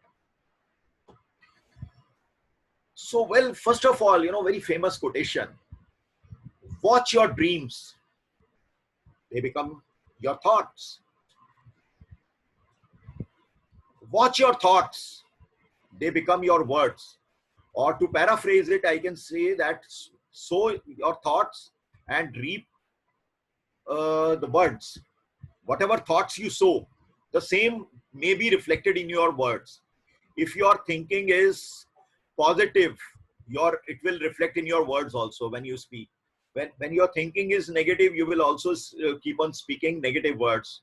Or if you think good about others, it will reflect in your words. If you think bad, you may not be able to fake it for a long time. It will sometimes reflect in your words. So then watch your words. They become your actions. Or in other words, we can say whatever words you sow, you will reap accordingly an action. Accordingly, or a series of words, ultimately becomes your action. If somebody thinks, bad about somebody, oh, no, I will beat him, I will do that for him. Sometimes it will also come in his action only. And watch your actions, they become your habits. Or series of action become your habits. So whatever you do, it becomes your habits. What are habits? Habits is what you do time and again, consistently. That becomes your habit. And watch your habits, they become your character. Or you can say a series of good habits form a strong character. A series of bad habits, if you have bad habits, it becomes a dubious character. And watch your character, it becomes your destiny. In other words, a person with a strong character is destined to succeed. Maybe in the long run, maybe it will take time, maybe it will take number of years. And a person with dubious character, with weak character, with bad character is destined to doom. Maybe in the short term, this person will get success, will get to earn a lot of money, but the end is always bad. Do you all agree with these quotations? So these are very strong quotations. So in other words, we can say, sow your thoughts, reap the appropriate words. Whatever words we sow, we reap accordingly the actions. And whatever actions we sow, you reap a habit. Whatever habits you sow, you reap a character. And whatever character you sow, you reap a destiny. So it is in your hand. So basically, your destiny comes from the thoughts. So thoughts leads to words, words leads to action, action leads to habits, habit lead to character, character lead to destiny. So you have to transform your thoughts. What kind of thoughts we should have, that determines whether you will be destined to succeed or destined to doom, right? So thoughts determine your character and ultimately your destiny. So therefore, basically we say that, because in this slide has come habits also. So we have to develop good habits. So that is why my topic is the topic of that book is 7 Habits of Highly Effective People. So character is basically formed by good habits. So we have to form good habits. So now that is the whole session is based on how to build good habits. But what is a habit? Now, although I have also said a few words about habit, but I want to know from some of the participants, how they will define a habit. Yeah, please unmute yourself and those, please define, how you define a habit. A repeated action, sir? A repeated action, yes, very good. Very good, ma'am. A habit is a routine of a behavior. Yes, it is a routine of a behavior. Very nice, very nice. The things which you do on the daily basis. Things which you do on a daily basis, and for that, for habits, don't have to do efforts. It comes effortlessly to you. Yeah. Right. So So basically, habit is a intersection of knowledge, skills, and desire. Knowledge gives you the mental, knowledge that what to do and why to do it. Because if you have the right knowledge, uh, we know what to do and why we are doing it. Whereas skills tell you how to do it. When you are a skilled person, that is why you do practicals also whenever you study a theory subject. So you develop those skills, how to do it. You know what to do it, why to do it. And desire is, there are so many desires. We want to do so many things. Please, those who are not speaking, please unmute. Only, sorry, mute yourself. Only when you are speaking, then only you unmute. Okay. Fine. So then desire means there are so many desires. So habit is a culmination, or it's an intersection of knowledge, skills, and desire. So when we develop good skills, knowledge, and desires, that form a habit. So we should have the right desires. We should have the right desires. So habits are, this is another way of paraphrasing habit. It is an internalized principles and patterns of behavior. In Hindi, if I say कि किसी आदत क्या है, habit, जिसको हम आत्मसात कर लें अपने अंदर, internalized principle. Nobody will tell us to what to do. That becomes my habit. If you develop a habit of reading, nobody has to, your parents do not have to say. If you know that in my habit is to read something, you will find some good books, you will read something. That becomes your habit. So it becomes your pattern of behavior. You have internalized some certain principles, and based on that, you form good habits. For example, you go early in the morning for walks, or you want to do some yoga, you want to do meditation. So that's a habit. It has become a habit. Even if it will be raining outside, you will still want to go. You will take an umbrella and you would like to go.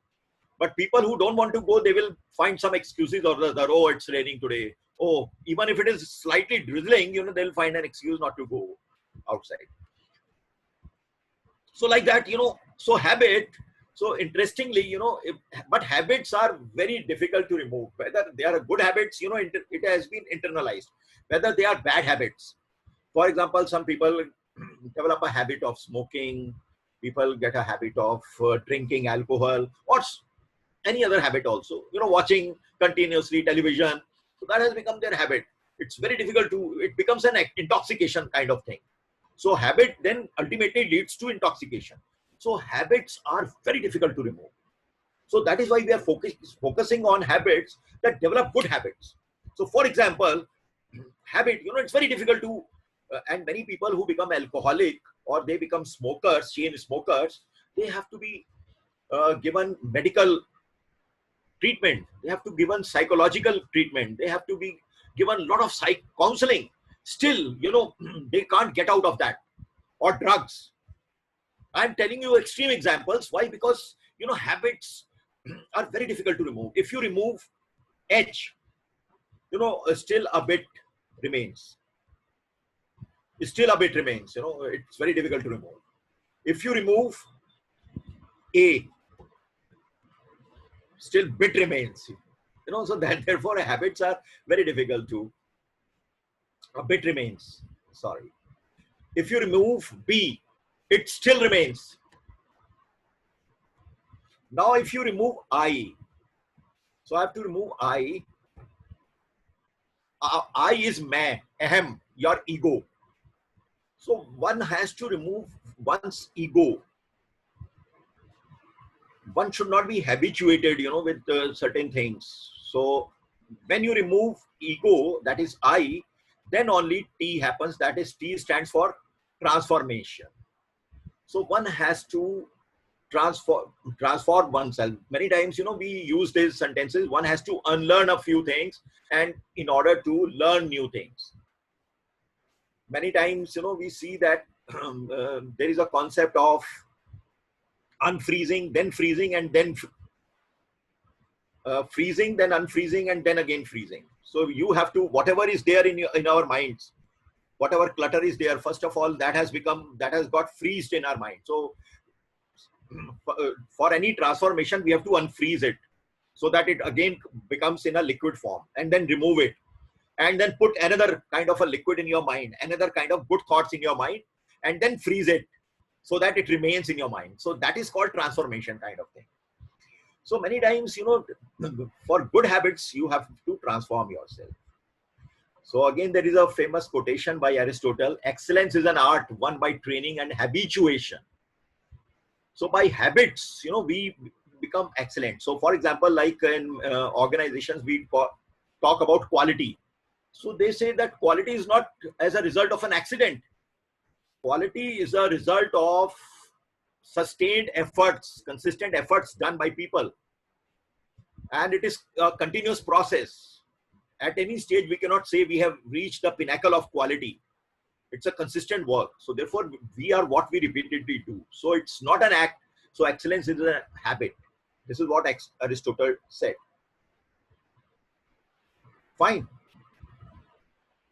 So one by one, we will go towards the habit. So habit number 1, as given by Stephen Covey, is of successful people, or not successful people, highly effective people. Again, if I say successful people, success has got many connotations. For some, success means more money. For some, success means fame. For some success means, like Mr. Bhupendra Singh was saying, helping other people. For some, success means peace of mind. So success can have many interpretations, many connotations for different people. Success means different things. So I will use the word to be highly effective. Habit number 1 is be proactive. Now, anybody from the audience, we have 100 around the audience over here. So what do you mean by proactiveness? We should be able to control the situation. Okay. Sorry, I'm not able to see your name because my slide is open before me. So please tell your name also. Those who. My name is Saurabh, sir. Okay. Saurabh, you're saying, once again, repeat what you said. We should be able to control the situation. Okay, yeah, that's good. Proactive people are able to control the situation. They are not victim of the situation. This is what you are saying. Very good. Yes, very sir. good. So reactive people, it is the opposite of reactive. Reactive people, they are very reactive people. They react to these situations. If somebody has said bad to them, they will feel dejected. They will feel disappointed. They will lose all hopes, etc. So they are not victim of circumstances. Proactive people are self-directed people, I would say. Any other person would like to speak? What is, who are proactive people? What is the meaning of proactiveness? Taking action to change yourself. Yeah, please tell your name. Aditya. Sorry? Aditya. Aditya, okay, saying taking action to change yourself. Huh? This is what you're saying. Yes. Very nice, very nice. Taking action to change yourself. So basically, you are self-driven. You are self-directed. People who take initiative themselves. Okay, people who take initiative themselves. I would request the coordinator over here so they can admit some of the participants, because so that I do not have to, admit them. So please take care of Yes, sir. Yes, sir. this thing. Yeah. So because this is diverting my attention. So yeah, in between. So please admit them. Yeah. So very good. So proactive people are those people who are self-directed, who are self-driven, who take initiative themselves, who take action themselves, who are not victim of circumstances, there are people who do work only when they are told to do work. For example, most of us, I would say, see, nobody is perfect, but most of us, what we do, while we were students, we used to study only when our parents will say in our home, your mom will say, beta padh lo. Your dad will say, "Arey bahut der ho gayi, TV dekh liya aapne, khel liya, thoda sa padh lo." So then only we start studying. So we want push. We want somebody to nudge ourselves. So as a student, we were always, most of us were reactive students. Currently also I am addressing so many students. only when reactive students are those students who only study just before the examination. Only when there will be examination, they will say, "अरे यार, there is a lot of time. शुरू से पढ़ के क्या करना है?" जब exam आएगा, then they get drive, and so that is called reactiveness. But proactive, if you want to excel in an examination, if you want to clear an all India competitive examination, you have to be proactive. Can you pass a IAS examination, just 1 month before, if you start studying 1 month before the exam? No, Yes sir. or no? No, sir. No, you have No, to. sir. You have to give preparation of 2 or 3 years, or rather more than that, or you have to, have in your mind from, say, 10th class or 12th class that I have got this goal. Just now you were listening about goals, about vision. So if you have that vision, so you have to prepare for 10 years, 8 years. So that is called proactiveness. Fine. So by being reactive, you will be just an average person. But if you want to be an effective person, you have to be proactive. Whether you are working in an organization, so as an employee, be proactive. Take initiatives. Come forward. It's not that whatever has been told to you by your boss, you are doing only those things. So let's go further in the slide. So be proactive. Habit number 1 says, take control over those things which you can control. Control yourself. Control your goals. Control your projects. Because what happens, we are controlled by circumstances. Oh, my luck is bad. The people around me are bad. I only meet bad people only, tough people, difficult people. It might happen. It might happen that your luck is bad. But resist yourself against those things. Be proactive. There was a very famous song from an old movie, Mother India. दुनिया में हम आए हैं तो जीना ही पड़ेगा, जीवन है अगर जहर तो पीना ही पड़ेगा.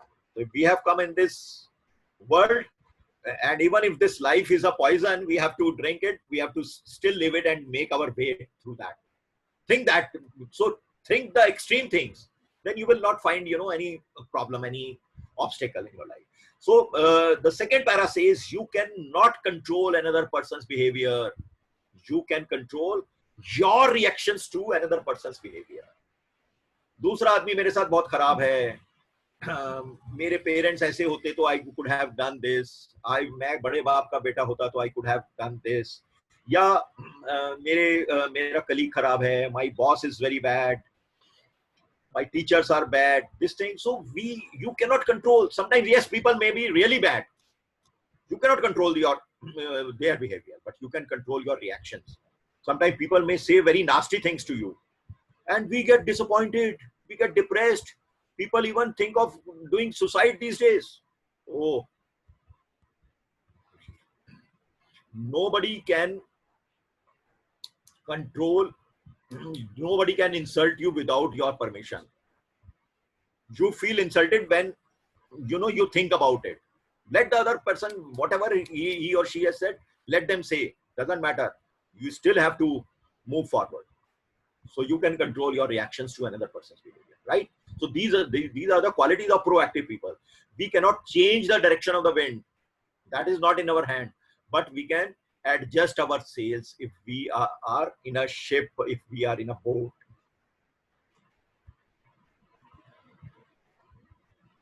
Right? So these are the qualities of proactive people. So this book says that we have to be proactive in our lifetimes. We don't have to be dejected. Sometimes success may not come to you. Success may come. Normally, what happens? We start comparing ourselves with others. Normally, I have seen, in a class, there are so many students. You go out of the college in the world of employment or in the world of profession or in the world of business, and we start comparing ourselves. Oh, this guy had passed with me and he has reached a very good position. He's getting a very good salary and good designation, and I am struggling in my job. So we start comparing ourselves, and we become disappointed. We become dejected. No, everybody has his own direction. Everybody has his own pace. Maybe you may succeed. Success may come to you. The so-called success may come to you quite late. But start doing work proactively. I would like to give you an example of Mr. Atal Bihari Vajpayee. You all know Mr. Atal Bihari Vajpayee has been our Prime Minister. You know, how do you remember him? He was our Prime Minister. Huh? He died around 3 years back. Now, Mr. Atal Bihari Vajpayee, probably he became the Prime Minister at the age of, he was above 75 when he became the Prime Minister of the country. Might be 75, 74, 75, 76 at that point of time, if I'm not wrong. I mean, he was in his 70s. Mr. Rajiv Gandhi, he became Prime Minister at the age of 40 years. When he was 40, after the death of Mrs. Indira Gandhi, Mr. Rajiv Gandhi was made the Prime Minister in November, December. Mrs. Indira Gandhi was assassinated on 31st of October, and in November, Mr. Rajiv Gandhi was appointed the Prime Minister, and then he won the election also. So Atal Bihari Vajpayee would have felt very dejected at that point of time in 1984-85. Oh, I have been in politics for so many years, and this man, he came just 1 year back in politics, and now he has become the Prime Minister. Oh, it's futile to work in politics. He should have left the politics at that point of time. But no, he's kept on working. So that is his fate. He became Prime Minister early. Atal Bihari Vajpayee made his way to the Prime Minister. Maybe in 1997-98, he became Prime Minister for the first time. So everybody has his own. We should not compare ourselves with others. Now, if you see the second aspect of it, Mr. Rajiv Gandhi died in 1991 when he was just 47, 48. And Mr. Atal Bihari Vajpayee died in his late 90s. So therefore, we should not compare with others. So we should keep on working in a proactive way. Okay.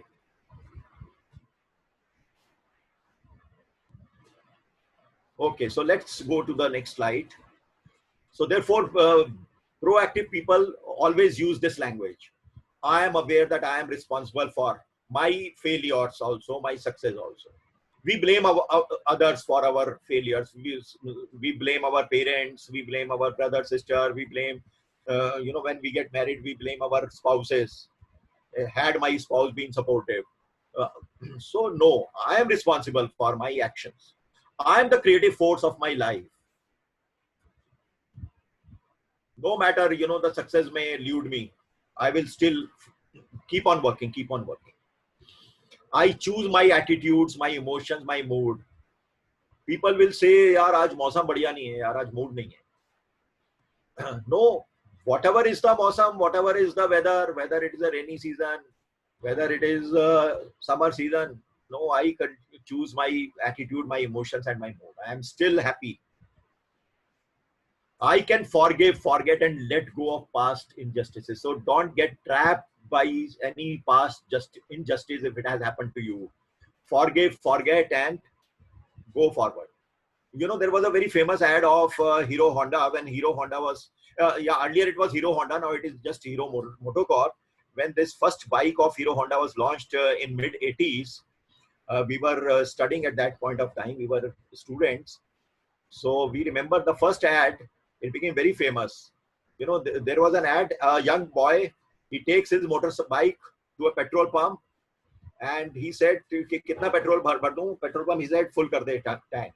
And then the caption came on the screen, fill it, shut it and forget it. So that means they were saying it is so fuel efficient, you just fill your tank and just keep on driving and then just forget about it.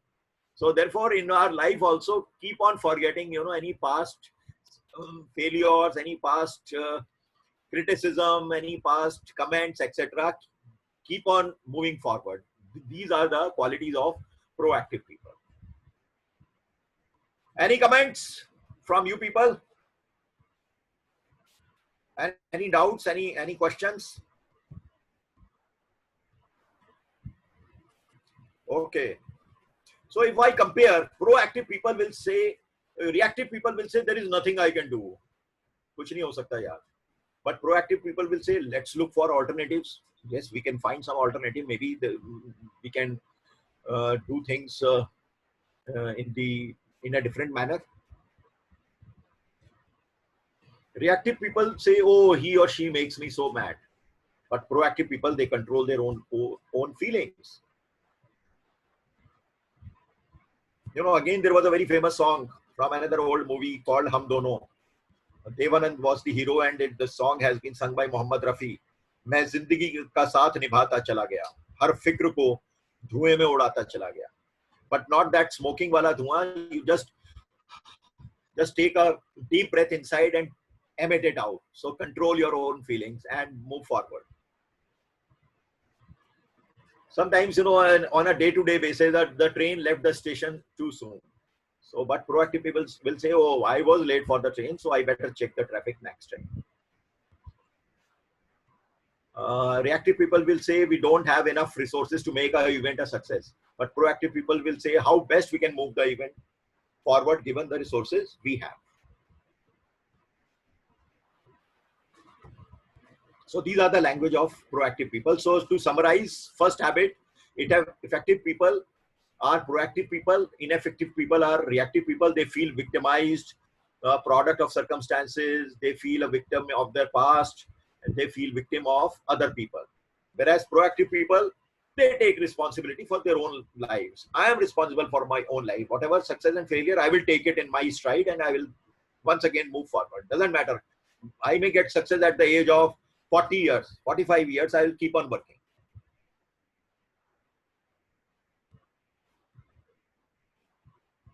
And in day-to-day lives, yes, proactive people are those people who take initiative.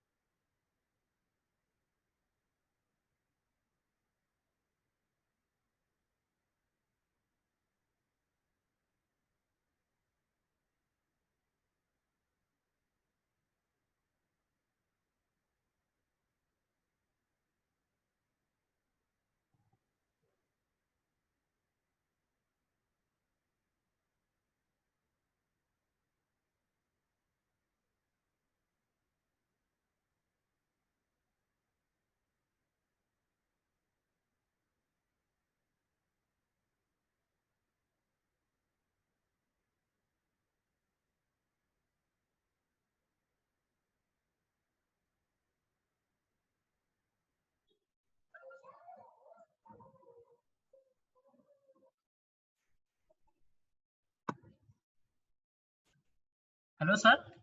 Your voice is not audible, sir.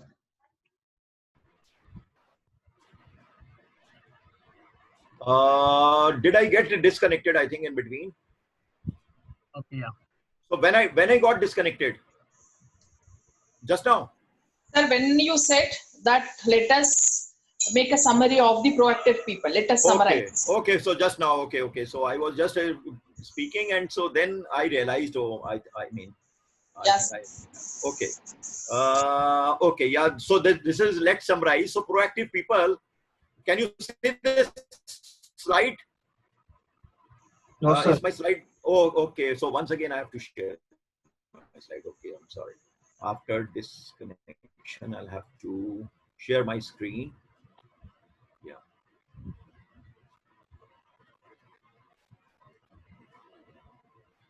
Yeah. Now tell me. It is visible, sir. But Okay. to make it full screen. Yeah. I'm making it full screen. Yeah.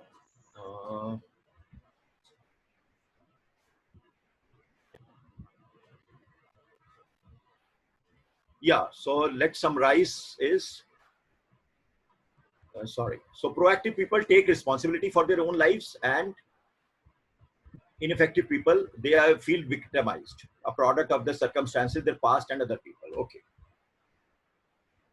Fine. So let us go to the second habit. So do you all agree with the first habit that we should be proactive in our lifetimes? Yes, sir. We should take initiative. So my another interpretation of proactiveness is that, you know, I have tried to apply some of these habits on myself. What I have done, you know, 3 post graduations. After doing my engineering, mechanical engineering, I did 3 post graduation in business management in different domains, and then various certifications, because that was my idea of being proactiveness. Nobody sponsored me, and I was earning also. I was married also. Then I acquired so many qualifications and certifications, and then I did my PhD also. And I was not full-time employed when I did my PhD. Only thing is that I wanted to study, that gave me pleasure. So proactively, there was no pressure from any job. There was no requirement for any promotion. Nobody sponsored me. I financed myself and did those certifications and qualifications. So another thing which comes to my mind is, of Bhagavad Gita, that keep on doing your karma. Don't worry immediately about the fruits. Fruits may come sooner or later. So I think I am starting to, reap some fruits now, but not fully. But doesn't matter. That was my idea of proactiveness. Now we come to the second habit. It says begin with an end in mind.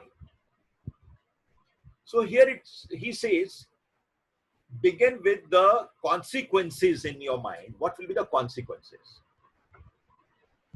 So this theory says that when we do any bad things, we must be aware of the consequences. That consequences would be bad. Ultimately, a person would be behind bars. What happened to Harshad Mehta? There was a famous scam in our country, stock market scam in 1992 called Harshad Mehta scam. Mr. Harshad Mehta was the biggest broker of the stock market in India. And he was a very rich person. He was a stockbroker also. He was a very big trader and investor himself. And he used to go in IIM Ahmedabad to give lectures on capital markets. But he was found to be involved in a scam involving so many bank CMDs. So he invested the money which was supposed to be invested in the money market or in treasury bills or in certificate of deposits. He invested that money in the stock market, and he bought some penny stock shares, and the money became, one third or just 10% of the money. And then this came into light. And I remember during 90s, some of you may not have been born during that time, 1992, 93, the man, Mr. Harshad Mehta, he was a young person. He must be in his early 40s, but he looked very young, and he was a very handsome person. And within after 2-3 years, when he was jailed, we saw him, he became totally old. And ultimately in 4 or 5 years, he died because all of his property was confiscated by the government. He had number of cases, filed against him. Overnight, he became bankrupt. So therefore, we must begin a particular act with the consequences in mind. What will be the consequences? So for that, goals are also very important. What should be your goals?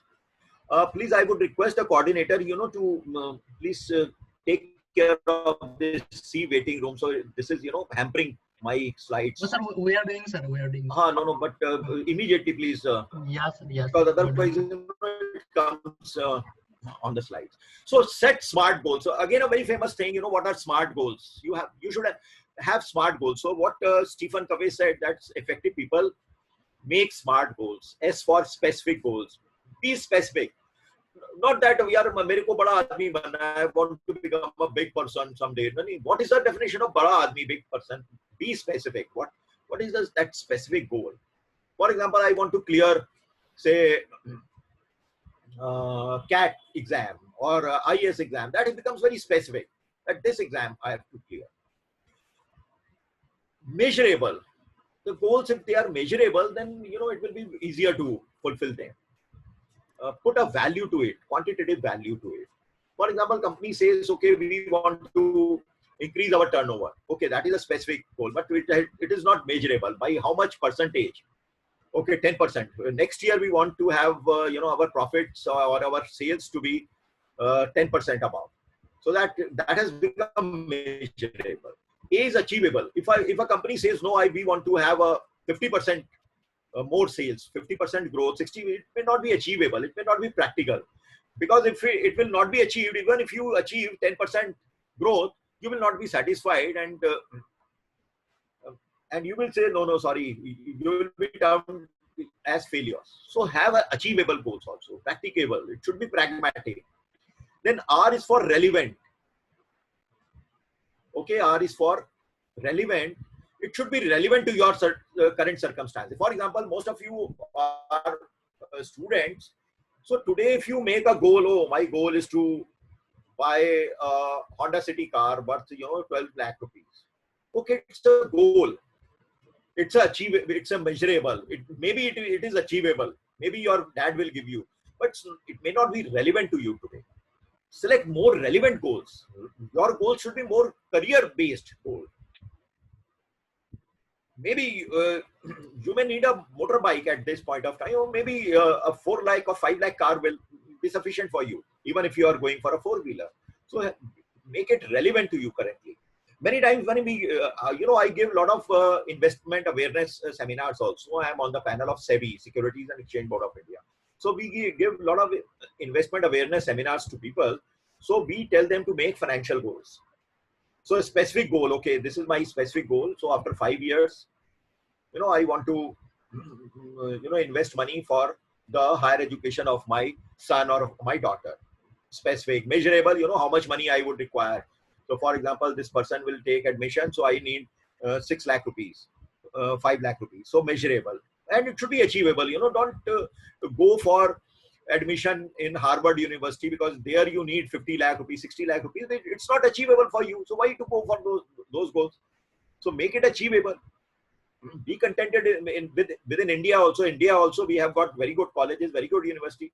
So some people will know, somehow they will sell their property, they will sell themselves and to send their, so it should be achievable. So in financial goals. Then we say relevant.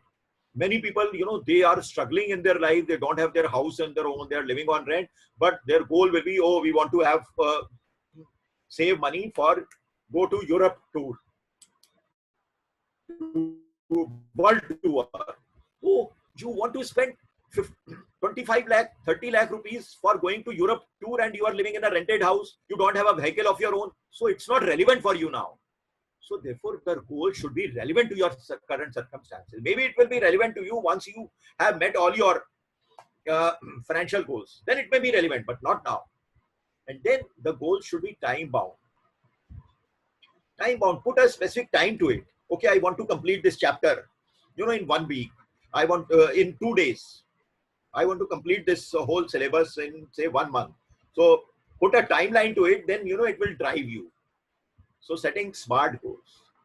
Effective people set smart goals for themselves. There is another angle to smart goals. This has become very common, specific, measurable, achievable. So I have made another acronym for SMART. So give me permission to open that slide. Yes, this SMART is a new acronym, designed by me. S is for simplify. Your aim should be simplified. Don't make it so complicated. Keep on modifying it according to the circumstances. Sometimes keep on modifying it also, and keep on amplifying also. If you feel, no, I have reached a certain stage, then amplify it step by step, gradually. Right? So for example, if you want to become a runner, so you first of all run say about 1 kilometer at a particular speed, then increase it to 1.5 kilometer, then amplify it, then yes, 2 kilometers, 3 kilometers. Rectify, keep on rectifying. And T is for transmogrify, means do your complete transformation. So smart actions, these are not goals, these are smart actions. Earlier I told you about goals. These are actions. Your actions should be simplified. Keep on modifying yourself, keep on amplifying yourself. Amplify means, see, my thinking is that your resume, your CV should not be the same after 6 months. There should be some change in if your resume or your CV, if it applies to me also, it applies to all grown-up people also. If our resume or CV is not changing after every 7-8 months, that means we have come to a static life. Add something. There may be some certifications. Somebody may have written some research paper. Somebody may have added some qualification, some new experience. So amplify it. Rectify your, if you have done a mistake, doesn't matter. Keep on rectifying yourself. People, human beings make mistakes. And keep on transforming yourself. So these are smart actions. So begin with an end in mind. So in short, I have shortened this. So effective people, they begin with an end in mind. These people use personal vision. You had a long lecture about vision. So have the correct visions. Have your personal vision also. It's not that only organizations have visions. Even individuals have visions. Have the correct principles in place. And their deep sense of personal meaning to accomplish tasks in a positive and effective way. Whereas ineffective people, they have no goals, no end in mind. These people lack personal vision and have not developed a deep sense of personal meaning and purpose. Right? Any questions over here? Any questions or anything you want to add? Basically, have the right vision in your mind. Have the right goals, have the right mission in your mind. Yes. Then you become effective person. You see yourself. How do you visualize yourself, you know, at the end of the day? At the end of the day is just symbolic. At the end of maybe after 5 years, after 10 years, maybe after 20 years. Sometimes it may happen that I have a vision like for 10 years. Like just, you know, before my session, Mr.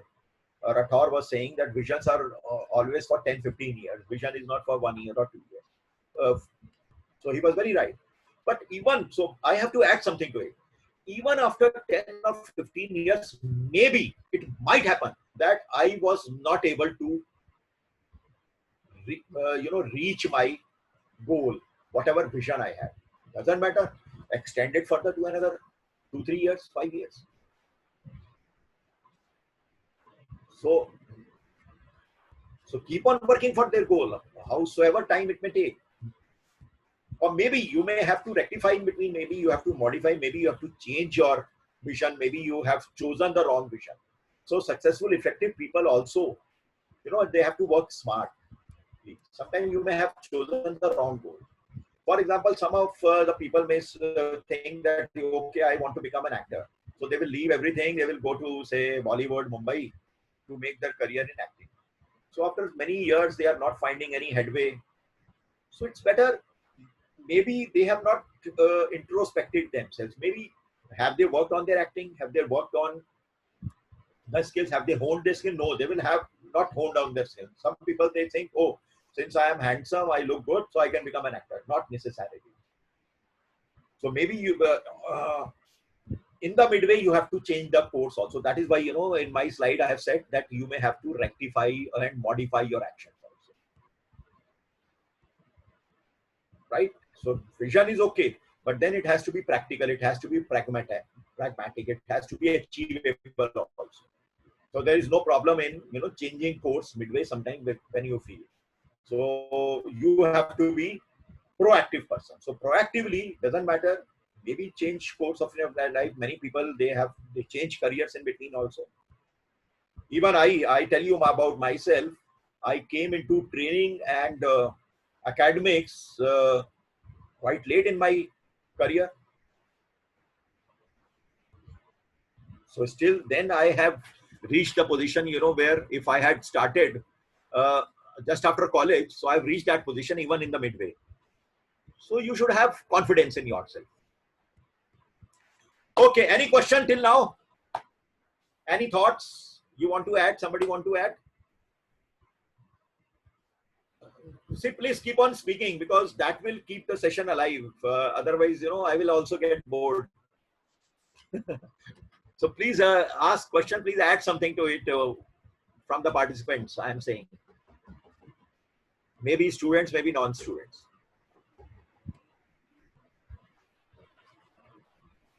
Okay, am I audible? Am I visible? Is my slide visible? Yes, sir. Great, great. So Yes, should we yes, proceed sir. then? Should we Yes, proceed? sir. Yes, sir. Okay. Now we come to habit number 3. This says, this is how the book has defined it. Put first things first. What does this mean? Anybody would like to interpret it? Yes, sir. My name is Saurabh, sir. Yes, So, Saurabh. put first things first means we should spend most of the time on the important things Correct. by understanding the priorities, according to the priorities. Very nice. Very good. Absolutely correct. 100% correct. Very nice. Good Yeah. afternoon, sir. This is Yeah. Advocate Umar speaking. Yes, ma'am.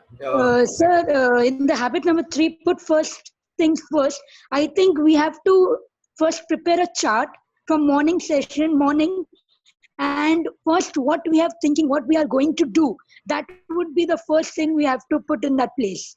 Yes. A goal,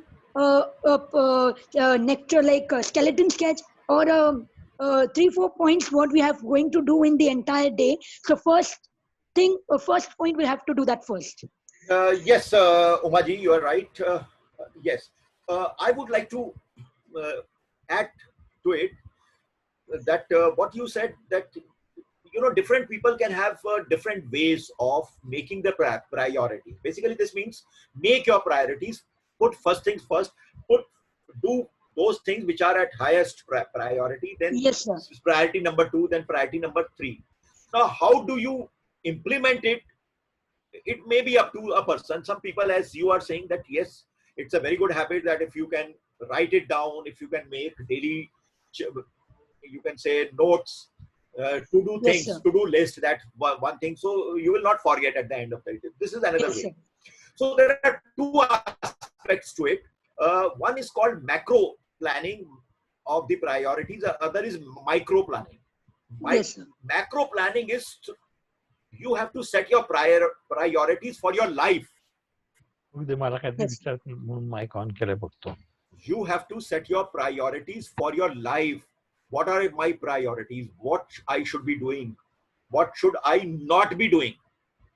Whereas in a micro planning, in a day, from morning to evening, today what I have to do, what things I have to do, I have to deposit this fees, I have to deposit my electricity bill, I have to send this assignment, I have to do this class, I have to study this. So those are micro things. But first of all, set the macro priorities in place. So therefore, very famous, this model has become very famous after this book. So this model, time matrix model, says that in our lifetime, there are 4 kinds of tasks or activities which we do. For any person, whether you are a student, whether you are a professional, whether you are a businessman, whether you are a homemaker. So we do certain tasks are both urgent and important at the same time. Urgency means that yes, there is a time limit to it. There is a deadline to it. So therefore it becomes urgent. Important is, timeline is there, but at the same time, importance means if I do not do it, then there will be some bad repercussions of it. I may get a reprimand from my boss if I don't do it, because that is why it becomes important. Whereas in the second quadrant, there are things which are not urgent, but they are important.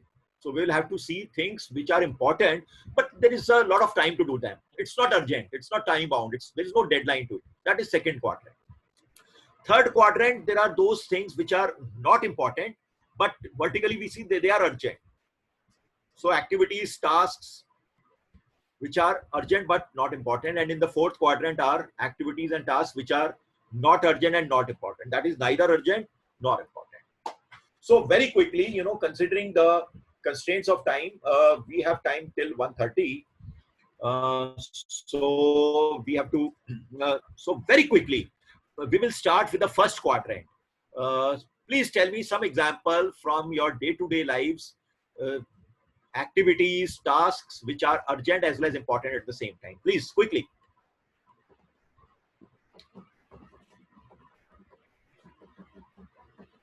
Yes, Madam Uma, would you like to give some examples? Or Saurav? Sir, I think workout should be the important thing. early in the morning, workout should be there to be fit, and then you can carry out with the entire procedure, entire day. Oh, okay, okay, ma'am. Okay, so you are saying that in the morning, whatever exercises we do, whatever workouts or yoga, somebody will do yoga, somebody will do walk, somebody will do some jogging. Yes, sir. Exercises, those are urgent as well as important. Okay, but ma'am, for you it may be urgent, but for so many people do not do it. They think no, it's neither important nor urgent. So Yeah, it's not yes, urgent. sir. We can do it in the evening also. Even Some I people- agree with you by this point also. Yes, sir. You are right, sir. So from my point of aspect, from my thinking, I said in this way. Might the other people will take in another way around also. So for me, it is workout. Okay, okay, fine. Any other example? Healthy breakfast for fresh mind. Healthy breakfast for fresh Wake mind. up Okay. with a positive attitude. Okay, but some people do breakfast at 8 o'clock. Some people do breakfast at only get up at 10 o'clock. They keep on sleeping at 10 o'clock today. Nowadays, most of the students are in lockdown mode. So they will just wake up when there is an online class. So if the online class is 10 o'clock, they will just wake up 5 minutes before that. And that also their mom will wake them up. So for them, it is not urgent for breakfast. And while listening to the online lecture, they must be munching something. Sir, I am talking about a working person. Okay, for a working person, yes. Yeah. See, so what I can just refine your example. See, if you are in a mess, in a hostel mess, you know that after say 8:30, the mess will close. So there will be no breakfast. So then it becomes urgent. It becomes time bound. And it is important. If you don't eat, you will feel hungry in your whole lecture and all. Urgent and important. For example, a class. You have to attend a class. It is urgent because it's time bound. If you don't attend, it will be short of attendance. You may not be allowed to sit in the exam. That is why it becomes important. It becomes important because you know the consequences. Urgent because it is time bound. The lecture will not take place for you the second time. It will take place, but your attendance will be short by one lecture or two lectures. Yes, examination, sir. Sitting in an examination. Now examination, everybody knows. Even a student who is not interested in studies, for him also examination is important. It is urgent, or also it is time bound. So he has to reach in time. So we have to reach every day to our offices. It is important to reach office, and it is urgent because we have to reach in time. So things like that which are time bound. You have to attend somebody's function. You have to go in a marriage party, in a birthday party. It is importance because if it is a close relative, he's a close friend, he will feel bad about it. So that way it becomes important. Urgent because if you go tomorrow, today is the birthday party, today is the marriage party. If you go tomorrow, it will not have the same effect. So it becomes urgent because you have to, because functions are time bound. So such kind of examples. Similarly, if there is an emergency, you fall sick in the morning, it was important to go to the office. It was important as well as urgent. But in the morning, I felt that, I have got some fever. Oh, my head is paining so much. Oh, I have a bad stomach. Now, what has become urgent is my sickness. And it is important also because, I cannot attend the office. I will not be productive also. So I will just call my office. Sorry, I can't come today. So because they also know that what is urgent and important is the sickness. Or if there is any accident in the way, there was a puncture in your car, in your motorcycle. So now what is urgent and important is to set it right. So things like emergencies, things like which are time bound are urgent and important. So right now we are not commenting on the priorities. We are just trying to understand the examples. Okay, now we will move in the anti-clockwise direction. Instead of going to the second quadrant, I am straight away going to the third quadrant. So please tell me the activities or tasks which are urgent, but they are not important. Please try to think from your day-to-day lives. Planning. Planning is, you are saying urgent. Planning is never urgent. Saurabh, planning तो कभी भी urgent नहीं होती. Planning तो आप आराम से, लोग प्लान करते ही नहीं है, या करते हैं तो आराम से प्लान तो हो जाएगा ना. Planning may not be urgent. Planning is important. Rather, it is not urgent, but it is important to do planning. I am asking of those examples which are not important, but they are urgent. Okay. Anybody giving example quickly? Otherwise, let me continue. Please try to think. Avoid interruptions. Sorry? Avoid interruptions. World of interactions. No, I couldn't follow that. What do you mean by world of what? Avoid Interruptions. interruptions. Oh, yes. Yes, yes. Very good. Interruption. Yeah, very nicely. Who said that? Saurabh? Yes, sir. Saurabh, very good. See, this is mobile phone. Today, we all have smartphones in our home. Now, if a bell rings, it is urgent. If a message comes, it is urgent. Some, tune is coming. It may be important, it may not be important. Every day I receive so many calls from call centers, from salespeople. Or if right now I'm online giving you this session, I'm taking your session. If right now my phone starts ringing, what is important to me now? To keep on speaking to you, or should I take up any call? It may be urgent, but it's not important. Any call, right? So we people are all victim of social media today. We have our accounts in Facebook, on Instagram, on so many other social websites, WhatsApp messages. They keep on popping up. If I am posting something on my Facebook, I keep on looking at it. How many people have liked it? How many people have not liked it? Oh, somebody have sent me a comment, a message. It is urgent. I know. But is it important for me? I am leaving my important tasks and I am going after urgency.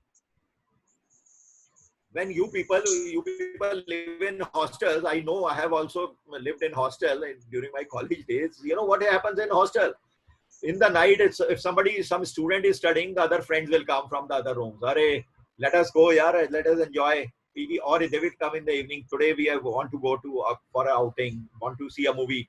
Yeah, we want to have some gossips. Kya karega yaar itna padh ke? So we go after urgency because friends are urgent. Oh, my friend has called me. But is it important? No. Studies were important, but that time, at this age, we don't understand. We go after urgency things. In offices also, I give this to corporate people. In offices, people, some colleague has come to your desk and he starts gossiping, talking about politics, talking about religion, and we start talking to him because for courtesy's sake. And we leave our job over there. So for that, either I'll have to sit late in the evening, or I have to take the work to my home, or I don't do the work. Then I will receive the reprimand, and then I say I don't get promotions in my organization because we go after urgent things without understanding whether they are important or not. If you are an effective person, you say no. Learn to say no, or you say nahi yaar abhi padh lete hain, thoda sa bas ghum liya na. I am not saying don't make friendships, don't go outside, don't go for outings, but draw a line over there. Now we come. I think, did I make a sense? Do I make a sense to you about Yes, sir. example? Yes. So social media things, friendship, Yes, other sir. things, they may be urgent, but draw a line. If a small time, I'm not saying don't spend any time over here, but this priority should not be the first priority. Because if they are not urgent, then we go to fourth quadrant, things which are neither urgent nor important. Please tell me examples. We do a lot of things in this quadrant. We do a lot of things over here, I'm sure. But please tell me the example now. Don't feel shy. Series. Simply, today you have channels. Hundreds of channels out there. Hundreds, maybe in thousands. And then there is Netflix, then there is Amazon Prime and Geo portals. So many you can download movie. You can see N number. You can be busy 24/7, 365 days. You should avoid busy work. I mean, this is neither urgent nor important. You see movies, you see some serials, you see some programs, but there is a limit to it. Will it give you success in your life? Will it help you to clear your exams? No. Will it get you the job? So how much time? Then unnecessary gossiping. while we are students, we are just making fun of some student, किसी की मजाक उड़ा रहे हैं, गप्पे मार रहे हैं. We are spending n number of hours in that. Limit it. Don't spend, just unnecessary gossiping, unnecessary, or just sitting idle doing absolutely nothing.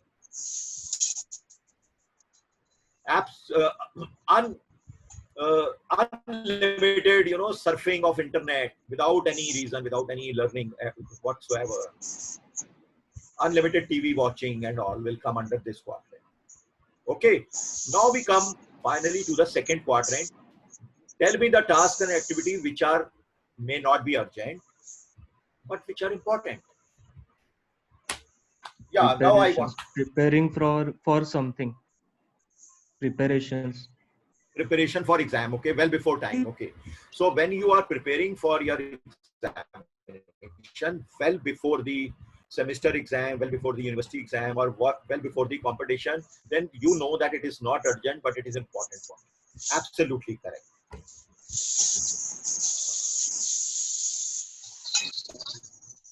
So spending time with rewarding hobbies. Okay, Khushi is saying spending time regarding hobbies. Yes, what? Yes, I agree. I agree. If you have a hobby of playing music, learning something, guitar or singing, or if you are a good player, pursue those hobbies. Yes, it is important for me to keep me. I'm passionate about it. Yes, it may not be urgent. It's not giving you any money, so it's not urgent. Nobody is saying forcing you, but you want to play that game. Yes, I would say yes. And I would like to refine what Uma madam, Advocate Uma had said, like workouts and all.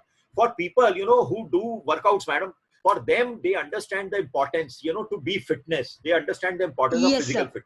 I am into. It may not be urgent. Yes, sir. By God's grace, I'm into a marathon runner. I'm a runner. Oh, very good. Great. So, I mean, you see, most of the people who are walking in the parks today, or in your societies, in your colonies, are senior citizens.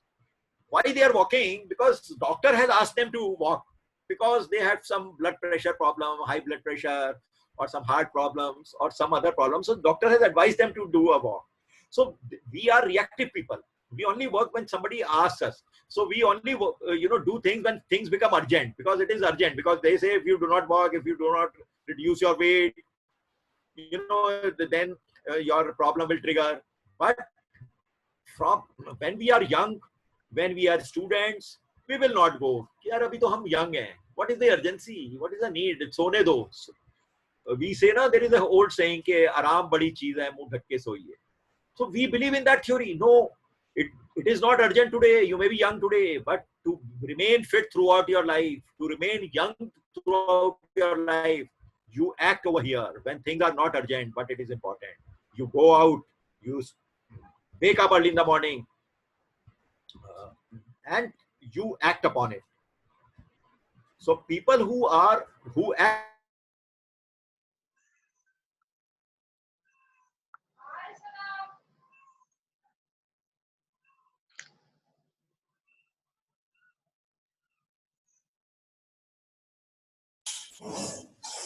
Hello.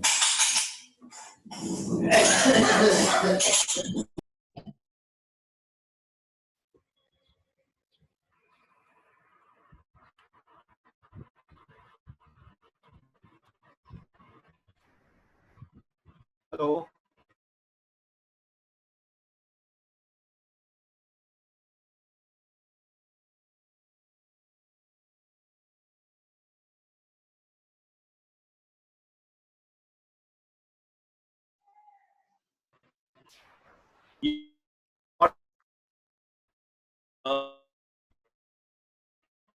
Just give 1 minute. I'll just be in half a minute. Just.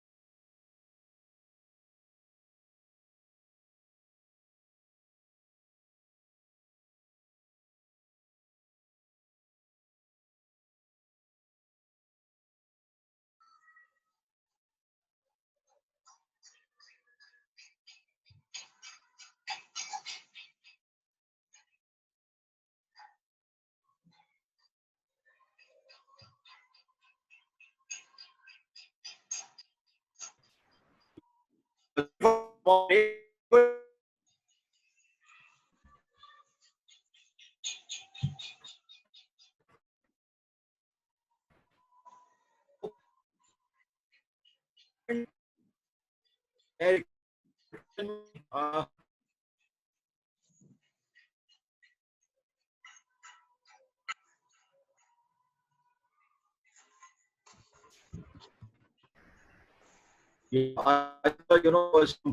connection.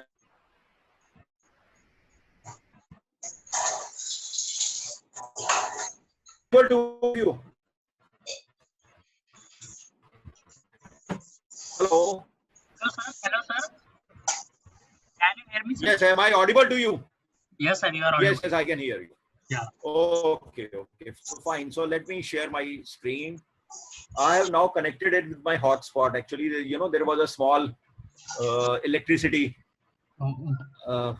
Electricity had gone, so my connection had also gone. Okay. So let me once again share my slide with you. Yeah.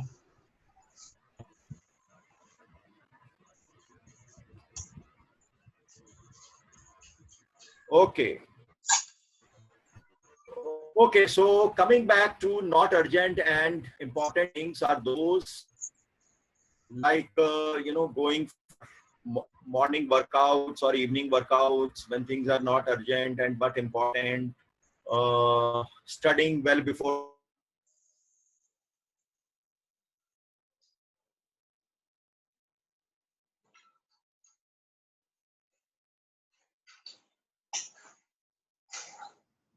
Sir, your voice is not coming.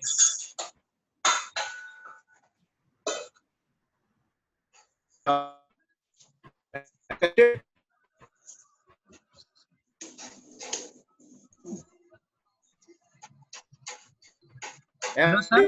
Hello. Yes, sir. Mukul, sir. Yeah. Yeah. You can see right? No, sir. Not it. You cannot see my slide. No, sir.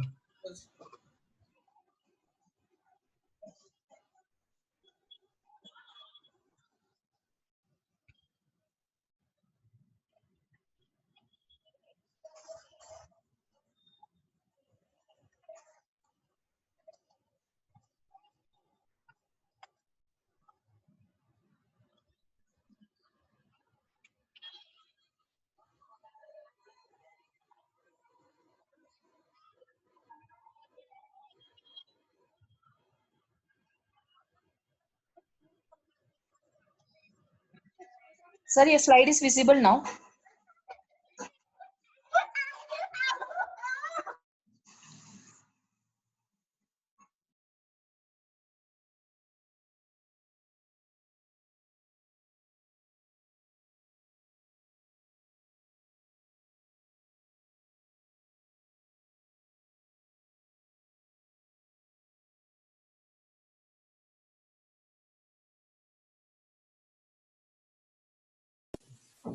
Sir, unmute yourselves. You're muted, sir.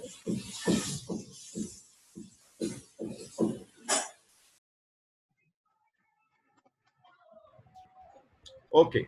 Can you hear me now? Yes, sir. Okay.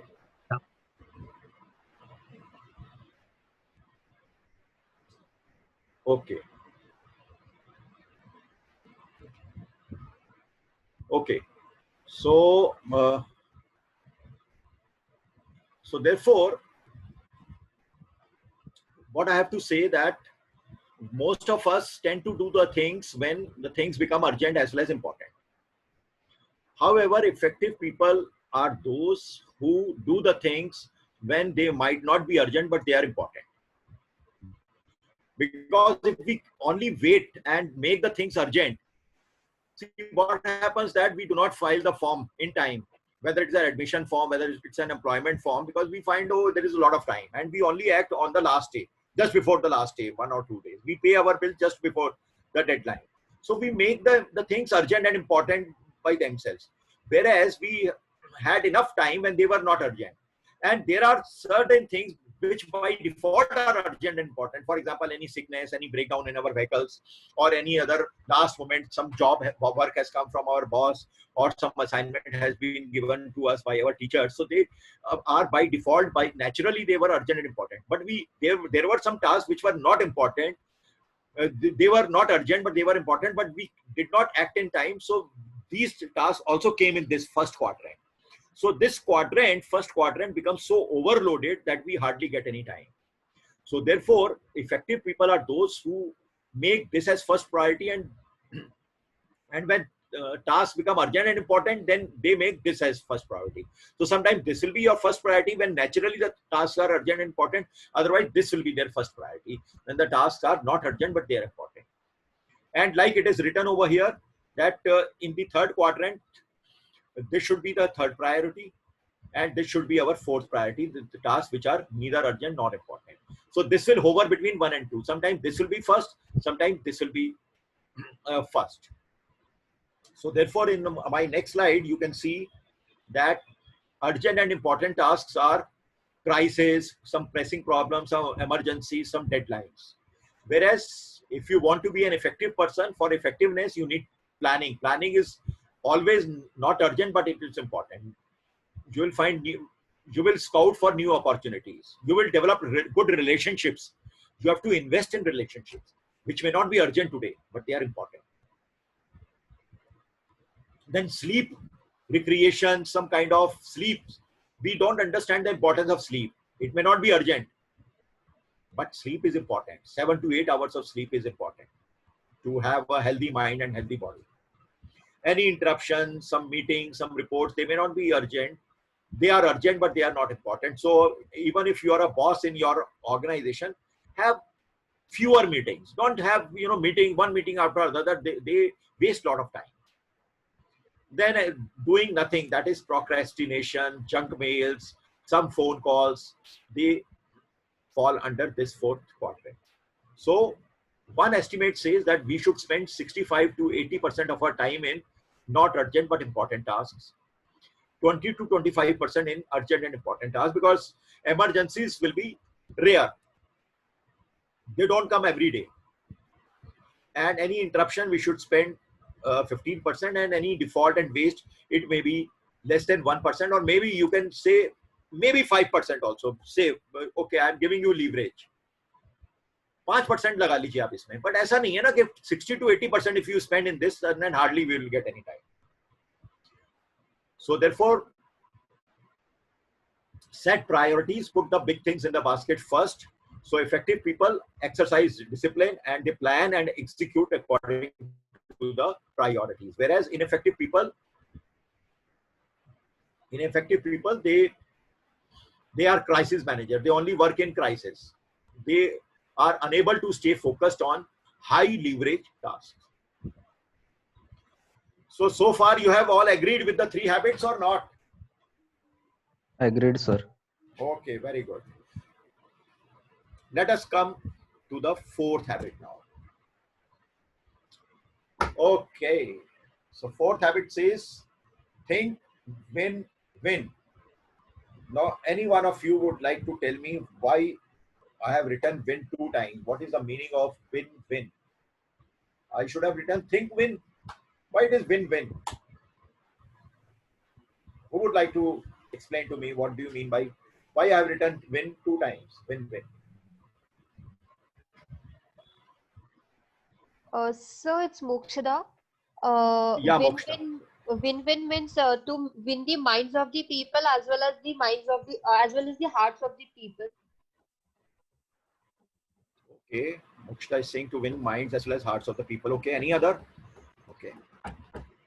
Any other thought? It's me, Khushi. Sorry? Sir, it's me, Khushi. Yeah, Khushi, yeah. Sir, win-win, it means keep going. If we achieve our one goal, then go on the next. Okay, still, the specific meaning has not come to me. So negotiation between 2 persons, win-win situation for both. Who is this? Umaji, you are speaking. No, sir. Someone else was speaking. Acha. So this is Jayashree. Jayashri, okay, win-win between two people. Negotiation skills. Yes. Yeah, So you are for me, quite close. Yes, you are quite so for close. me, this is Advocate Uma speaking again. Yes. Habit 4, think win-win. I think it's a positive approach, positive attitude, and positive way of dealing. Win-win situation. Okay. See, well, that is okay, but not Hello, sir. exactly the one. Yes, yes. please. Manali here. Yeah, Manali. Win-win situation means mutual benefit in all human reactions. Yes, correct. This is the correct answer. You know, as I said, you know, the earlier one had said negotiation. So I said it was little bit closer. So mutual benefit. That means, in a simple language, I also win and you also win. Where everyone comes. Sir, win-win means agreements or solution are mutually beneficial and satisfying. Yes, mutually beneficial. Both will be happy. Both parties should be happy. Most of us, you know, have been conditioned. Most of us have been trained. We all have been trained from our childhood. Okay, आपको जीतना है. I should win.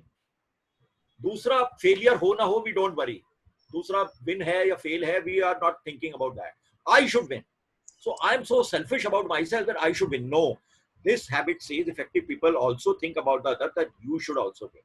For example, I give you very simple example so that you know you understand the concept. Like we people all study management, you study sales, marketing. If I am a seller and you are my customer, so as a seller, my company says that yes, we should have our vision, we should have more sales, we should make more profit. So we are thinking about our winning, that yes, we should have our sales, we should have our good profits. So what I am doing, I sell, do I sell a spurious product to my customer? A spurious product or a nakli product to my customer, or I charge more profits to my customer. So my company has won. They have made more profits. But has my customer won? I have defeated him. I have given him the wrong product. I have charged much more profit than the actual rate. So one thinking is that let the other go bhaad mein, dusra bhaad mein jaye, main jeetna chahiye. No, that is a win-lose mentality. I should win, the other should lose. No. Good companies only become successful. They only survive if your customers win. I should give the best of quality to my customer. I should give the best of service to my customer. Then only I will win. So in any negotiation, for example, you know, the speaker earlier, she had said in any negotiation, you know, in any negotiation, we feel that if there is a supplier who is supplying to my company, so my supplier, I will squeeze him so much that he should give the maximum discount to me because I am the purchase manager of a large company. He should, by terms and condition, he should give the best quality. He should also give within 1 week to me. So all my terms and conditions, and I am not allowing him to make any profit. Do you think next time he will be happy to supply to me? He's a good supplier. But I have squeezed him so much and I have not given his payment in time also. मैंने उसको रोला के उसका payment दिया है 6 महीने में और उससे बिल्कुल कम रेट में लिया है and with best of quality. तो क्या वो अगली बार मेरे को सप्लाई करेगा? Yes or no? नहीं करेगा ना? Because I have made him a loser. So ultimately I also end in a loser because I lose a good supplier. Similarly, if I am an employer, you know, a typical employer, he wants the employee to work for him day in and day out with a small paltry salary, and that also I don't pay the salary in time. So do I think that my company will succeed in the long run? I will lose a good employee. So because I am working with a win-lose mentality. So do you understand? So it's a very strong habit. Think win-win always. Whether it's a customer and supplier, whether it is a boss and subordinate. We insult the boss many times, insult the subordinate. He abuses him so much that ultimately the subordinate will leave the organization. No, give him a good reputation to live with. Are you with me? Do you all agree with me? Yes, sir. So it's a very strong habit. So, so effective people, they think win-win. Good, successful people are those who also, a company like Infosys, everybody reverts Mr. Narayan Murthy and other people in the company, because it has become such a successful company because it was the first company in India who had made this concept of ESOPs popular in the country. You know what is ESOPs? Employee Stock Option Plan. They said, we are earning, we are promoters, but our employees also should earn along with us. So they gave them the stock of the company. If the company will progress, the stock value will rise, and the company also became, the employees also became millionaires along with the company. They give them very good environment to work. If you visit their office, I hope there are offices there in Pune also. If you visit their offices in Bangalore, Hyderabad, and overseas also, they have all facilities for their employees. They have playing badminton, squash courts, and other coffee shops. So they care about their employees, and so the employees also become loyal to them because they think win-win. They don't think I should make profit. My employees को उससे जितना ज़्यादा काम लेना ले लो, नहीं है. ये mentality नहीं चलती है. These are not habits of successful or effective people. So deposits and withdrawals. Basically, I'll just shorten it, and so I have told you. So keep promises, treat others kindly, build an emotional background, loyalty to the absent. हम पीठ पीछे लोगों की बुराई करते हैं. No, bad habits. Apologize. Be करिए. If you have made a mistake, be the first one to proactively apologize. Yes, it was my mistake. Clarify expectation, understand, try to understand others, have empathy in you. So there are 4 kind of, behaviors. Lose, win. Some people who think of win, lose, for example. Okay, I should win, others should lose. These people have got high courage. On x-axis, high courage, but they have low consideration for others. They are least considerate. So these people think win, lose. Ultimately, they tend to be losers because they lose either good employees, they lose good customers, or they will lose good suppliers, or you will have bad relationships. If you don't, your parents have done so much for you, and if in return you don't do anything for them, you think that I should win, they should be loser. No, ultimately you are losing out a good relationship with your parents, with your brothers or other relatives. Some people who are lose, they are low on courage and low on consideration. That मैं भी डूबूंगा, दूसरे को भी डुबा के छोड़ूंगा. These are those people. There is a famous Urdu couplet that हम तो डूबेंगे सनम, साथ में तुमको भी लेकर के डूबेंगे. So these people are, they are with negative mindsets. Some people will sell their products at a lower rate because they will become bankrupt, but they want their competitors also to become bankrupt. So this is a very bad mentality. And people with lose, win, that I should lose, these people are having a very high consideration for others but low courage themselves. This also doesn't work. क्योंकि आप, these people are not assertive. वो अपना सब कुछ लुटा देंगे दूसरे को जिताने के लिए, तो ultimately अपने आप खत्म हो गए तो दूसरे की क्या सहायता करोगे? So this is also not work. So what works is, win-win is people with high consideration and high courage themselves. कि ऐसा नहीं है कि आप मुझे भी दबा दोगे, नहीं, मेरी भी अपनी एक सेल्फ रिस्पेक्ट है. मैं आपके सामने दबूंगा नहीं. I will not get subdued by others. I also have my own rights. So you are aware of your rights. So you are working with a win mentality, but you are also considerate towards the others. So I hope this is a very, very, very strong character, very strong habit. Please, I want to know your comments quickly.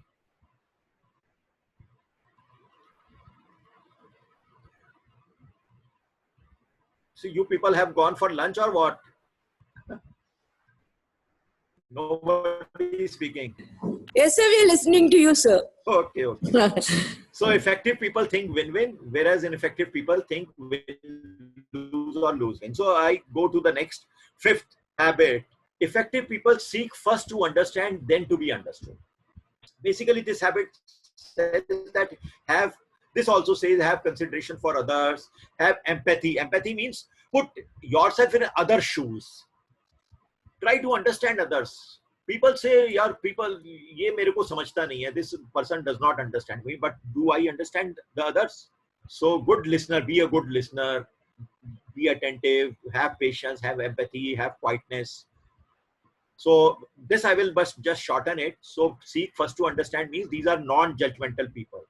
We are judgmental people. We pass comments on others. So they are non-judgmental. They try to understand. They are patient. They don't become aggressive very soon. Whereas ineffective people, they seek first to be understood. They blindly prescribe without first diagnosing the problem. Fine. So let us come to the sixth habit now. It says synergizing. Very quickly, somebody would like to tell me what is the meaning of synergizing according to them? Sir, it's Saurabh. I think it's teamwork. Yes, very right, Saurabh. It's teamwork.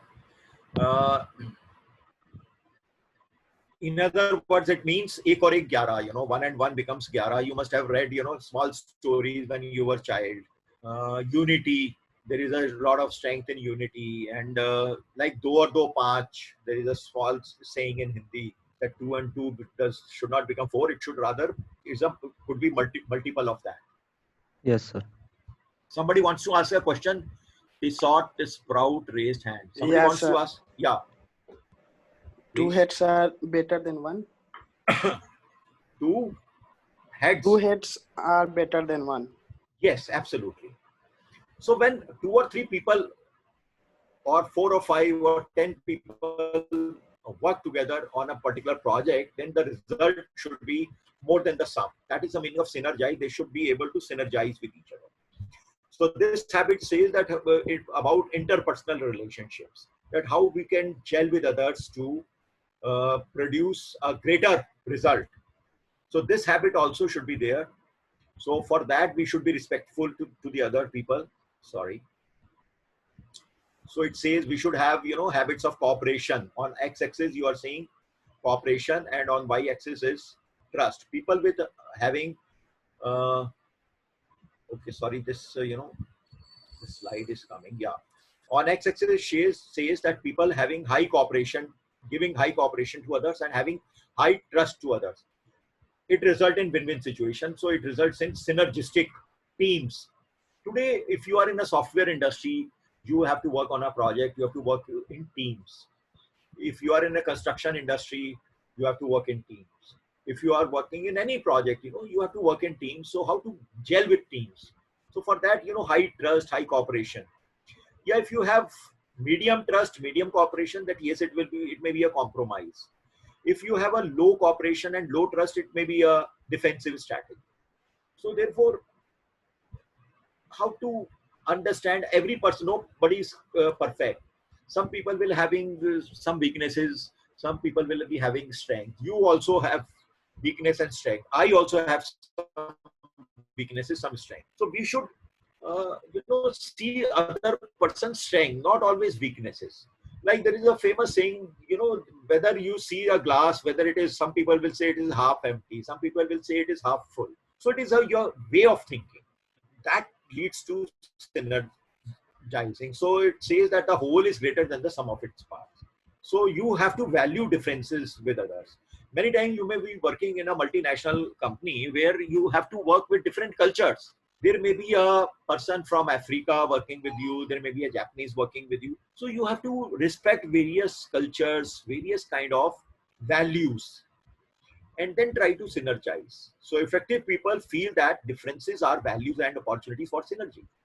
Whereas ineffective people, they believe that differences are threats. Oh, he thinks differently from me. He has got a different habit. Independence is the highest value and unity among same. And because you have to work among people. So whether in a family today, people cannot even gel with the family members. There is a lot of disputes among family members. So where we are going? So this habit says whether you are a homemaker, whether you are a student, you must learn how to synergize with other people. You have to learn with the differences in people. You can't find the same kind of people everywhere. And the seventh habit is sharpen the saw. Who would like to interpret this habit? What do we want to say in this? Sir, it's Saurabh here. Yes, Saurabh. I would like to speak. Yeah. Sir, it means that rather than doing donkey work, we should Yeah. work smartly and effectively. We should do smart work. In short. Yes, yes, correct. Yes. Any other? Very good, very Sir, good. Yes, I agree. Myself, Kumar Mohit. here. Just one by one. Yeah. Yes, Yes, myself, yes. Mohit. Yeah, Mohit. Sharpen the saw means preserving and enhancing the great asset that I have. Sorry, I could not listen to you once again. Means preserving and enhancing the greatest assets I have. Preserving the assets. It means having a balanced program for self-renewal. Yes, preserving and enhancing the greatest assets that I have. Preserving and enhancing the asset which I have. Okay, good, good. Yeah, one Sir, girl this also is wanted Umayya to speak, again. one female. Yes. Habit number 7, sharpen the saw. I think we should enhance the knowledge. Sharpening the knowledge every day. Absolutely, absolutely, ma'am. You are absolutely correct. You are bang on. Hello, sir. Yeah. So Priyamvada here. Yes. Yes. So according to me, sharpen the saw means strengthening what we have, strengthening our assets, or sharpening our knowledge. Absolutely. Absolutely. What you all have said is absolutely correct. So you have all said in your own words. Yes. So yes. Yes, it means our physical, social, and emotional, mental, like spiritual things. Very that good. we Very good, conserve. Mohit. Very Yes, nice. sir. Very nice, Mohit. Hello. Yeah. Yeah. Yes, please. Aditya. Yeah. It means, sir, to have a balance in your life. Yes. So basically, all of you are absolutely correct in this particular aspect. So sharpen or the saw means like there was a story of two woodcutters. One was a very young guy, and the other was a very matured and old person. So they were all both woodcutters, and they were contracted in a forest by a contractor to cut number of trees, and they used to be given the wages based on the number of trees they have cut. So the old man, who was very matured and experienced, he used to work from morning till evening, and he did not used to take any break because he wanted to earn more so that he can feed his family. And there was this young guy who was also a woodcutter. He had also come, and he used to go for breaks for 15 minutes, sometimes half an hour in between, and then come. He used to come in between, and still at the end of the day, he was cutting more trees than this old man. So this old man, several days passed, he was surprised why he takes break, and I keep on working. I don't take any break. Even with the lunch also I take at that very place where I am cutting the trees, and this person goes quite often. So then one day he decided to see where this person goes. So old man went after him, this young guy, and he saw that he goes and keeps on sharpening the saw with which he was cutting the trees. So now this old man realized he was keeping on cutting the trees with the same saw because the saw had become blunt. So he never realized that he has to sharpen it in between. And the young guy who was doing work smartly, he was sharpening it. So with less effort, he was able to cut even more trees than the old and experienced man. So with this proverb has come, keep on sharpening. So similarly, our saw is our mind, our intellect. Keep on updating our knowledge. Keep on learning new things. Keep on updating ourselves spiritually, mentally, physically also. We have to sharpen ourselves. We have to keep ourselves fit. So that is called, so effective people understand the importance of sharpening the saw. So woodcutter story I have told. So habit of renew yourself. Keep on renewing yourself physically. Like Umaji was saying, in the first habit itself, that keep on, physically you have to keep yourself fit, because mental, when we were 5 years old, perhaps 4-year-old, 5 years old, we studied in one of the books that a healthy mind resides in a healthy body. So keep yourself physically fit also. Then mentally fit. To keep yourself mentally fit, keep on learning new things, keep on updating yourself. Today you cannot survive in this world. If you have studied software engineering, if you have done MCA or BTech software engineering, you will be out of the business if you have not updated yourself for 2 years. You'll be out of the employment market. So keep on learning new skills, learning new knowledge. Read good books. Then renew yourself socially, emotionally, spiritually also. Maybe spiritually does not necessarily means being a religious person. Spiritually means, try to understand like win-win aspect, be considerate towards others, read good books, try to understand the meaning of life, try to have compassion in yourself towards the other people. So therefore, 4 dimensions of renewal: physical, social, emotional, spiritual, and then, somewhere you should have the mix of all these things. Have the interaction. So for physical, select the right nutrition. We become victim of certain things like alcohol, like smoking. You must be aware from your young age itself that what kind of right nutrition should be there for me. Don't feel stressed. Stress management techniques, for that, proper sleep is necessary. We keep on watching television till 2 o'clock, 1 o'clock in the night because you feel that night to meri hai na. I am working in the daytime for my employer.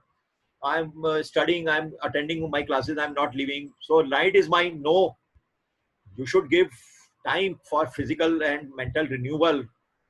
Rest is also necessary. Mentally reading, visualizing, planning, writing, for maybe some people they have habit, write good blogs, write some articles. If you can write articles, socially, emotionally, maybe you are giving service, you are helping other people. Find time, have empathy, compassion towards the others, have synergy. This will help you to synergize, and it will give you an internal security. When you help others, when you work for others, it gives you an internal satisfaction also. And spirituality means value clarification. What are my values? What are the right values for me? Sorry, this at the bottom, this thing comes, so I am also not able to see. Commitment, study, meditation, and all. So basically, it's a continuous process. Learn, commit, learn, do, learn, commit, do. So learning never stops. So it's a continuous spiral. So learn, commit, do, learn, commit, do, learn, commit, do. Right? So it's a continuous process. So till you are alive, your learning should never stop. That will, now this is my personal tip to you. You will never feel old. You will feel young. You will remain young. There is no age for retirement. There should be no age for retirement. Maybe you may be retired maybe tomorrow at a particular age. But maybe today there are so many opportunities for second employment, or maybe you can work for the community. So effective people, they keep on practicing continuous self-renewal and self-improvement. Whereas ineffective people, they fall back, lose their interest. यार अब तो हमारी as निकल गई, अब इस उम्र में हम क्या करेंगे? People get disordered, eventually lose the cutting edge they once had. Many people ask Mr. Amitabh Bachchan, why he need to work at this age of 77 years? He is having the maximum number of advertisements. He is having the maximum number of projects. And he's still keeping, he looks so smart. He wears best of clothes and all. So he does various kinds of roles. He has got so many modeling assignments. He worked free of cost also for the government advertisement. So basically, and he says that he keeps on learning. He learns from new people, from new directors, from new actors.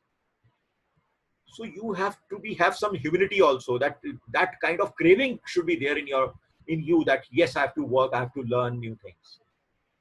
So to quick recap means, earlier you were dependent. So once you become proactive, you put first thing first, you begin with an end in mind. So that becomes your private victory. You win yourself internally. So you become independent. You are not dependent on circumstances. You are not dependent on bad people. You are not dependent on bad bosses and all. So you become independent. But since you have to work with people, you have to work in organizations. So for interdependence, you have to have these habits of think win-win. You have to synergize, you have to synergize, you have to seek first to understand, then we understood. Then you become interdependent, because we cannot work in isolation. We can't live in insulated chambers. We can't live in silos. And then finally, encircling this from dependent to independent and to interdependent, we have to keep on sharpening ourselves physically, mentally, emotionally, spiritually. So this was the end of the slide. So I hope I have been able to give you a gist of this presentation.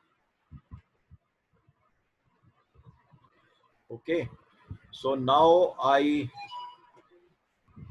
open the floor for any questions.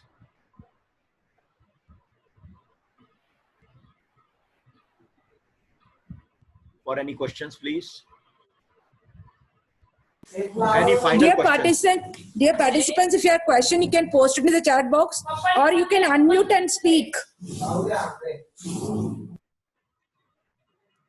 And as Mr. Bhupendra Singh Rathore had asked, if you have liked the session, you can also type in your chat box 10 out of 10 or 10 out of 9 or 10 out of 1, 2, whatever, so that I can know. I'll also try to open my chat box where it is.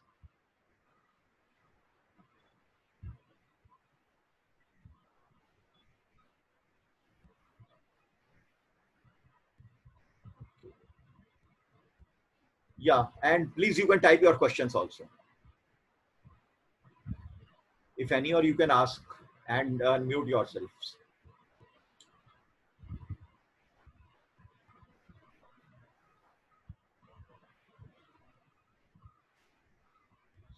So I've got in my final words. I'm not able to see the chat. I'm sorry where this chat has gone. Sir, most of them was given 9, 10, excellent sessions, Okay. sir. Wonderful Okay. session. Okay, thank you so much. See, I have the final words before any questions. See, there is a saying that the taste of the pudding lies in its eating.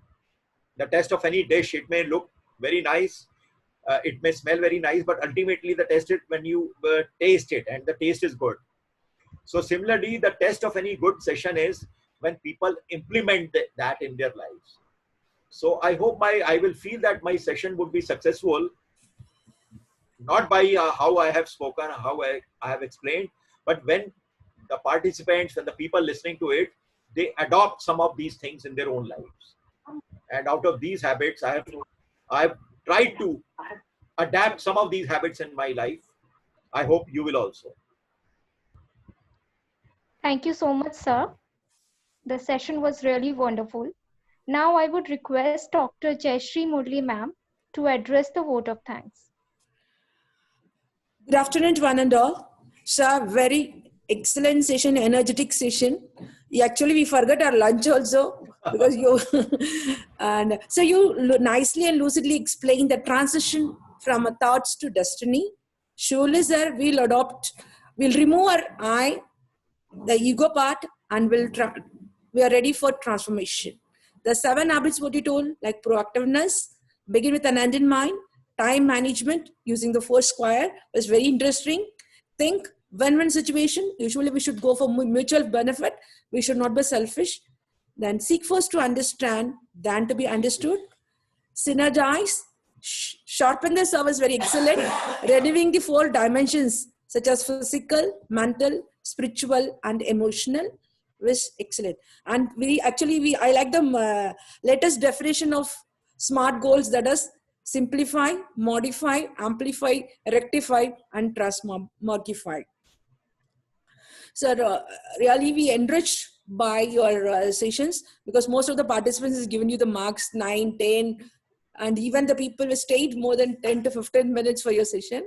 Yeah. We thank all the participants from all over India for sparing your valuable time, having trust on us, and participated in this session. Thank you once again, sir. Thank you very much. Ma'am, I hope the session was recorded or not.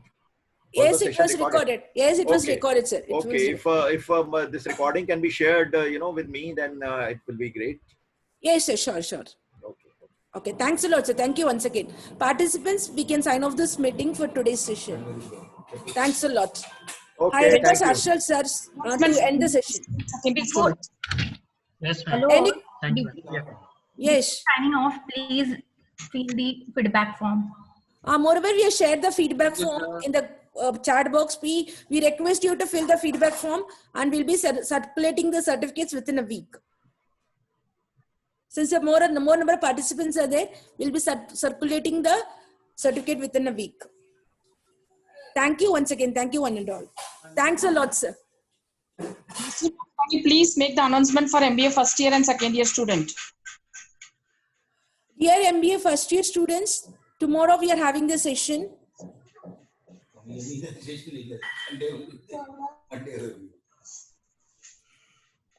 For MBA second year students, you will be joining your EEP session today.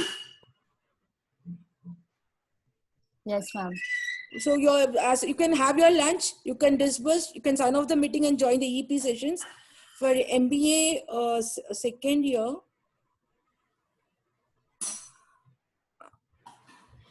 you are having the session as usual tomorrow. You can join the session at 10:30 a.m.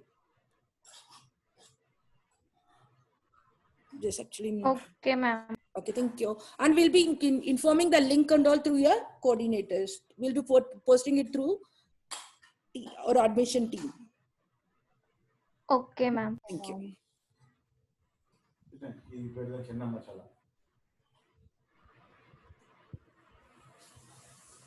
Okay, ma'am, I'm also signing off. Yes, thanks a lot, sir. Thank you very much. Okay. Hello. So thank you so much for a wonderful insight. My pleasure. Hello. I'm just signing it off. I'm just seeing from where Yeah. to sign off. Thank you, sir. Thank you.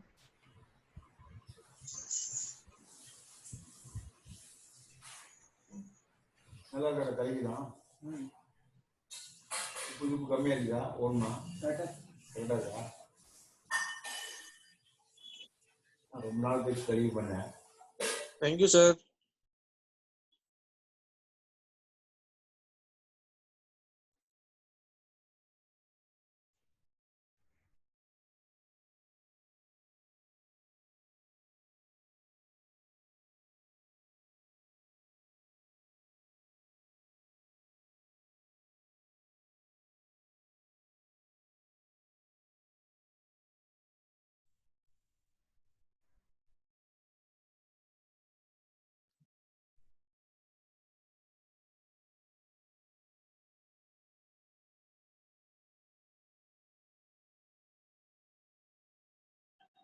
हाँ बताइए अभी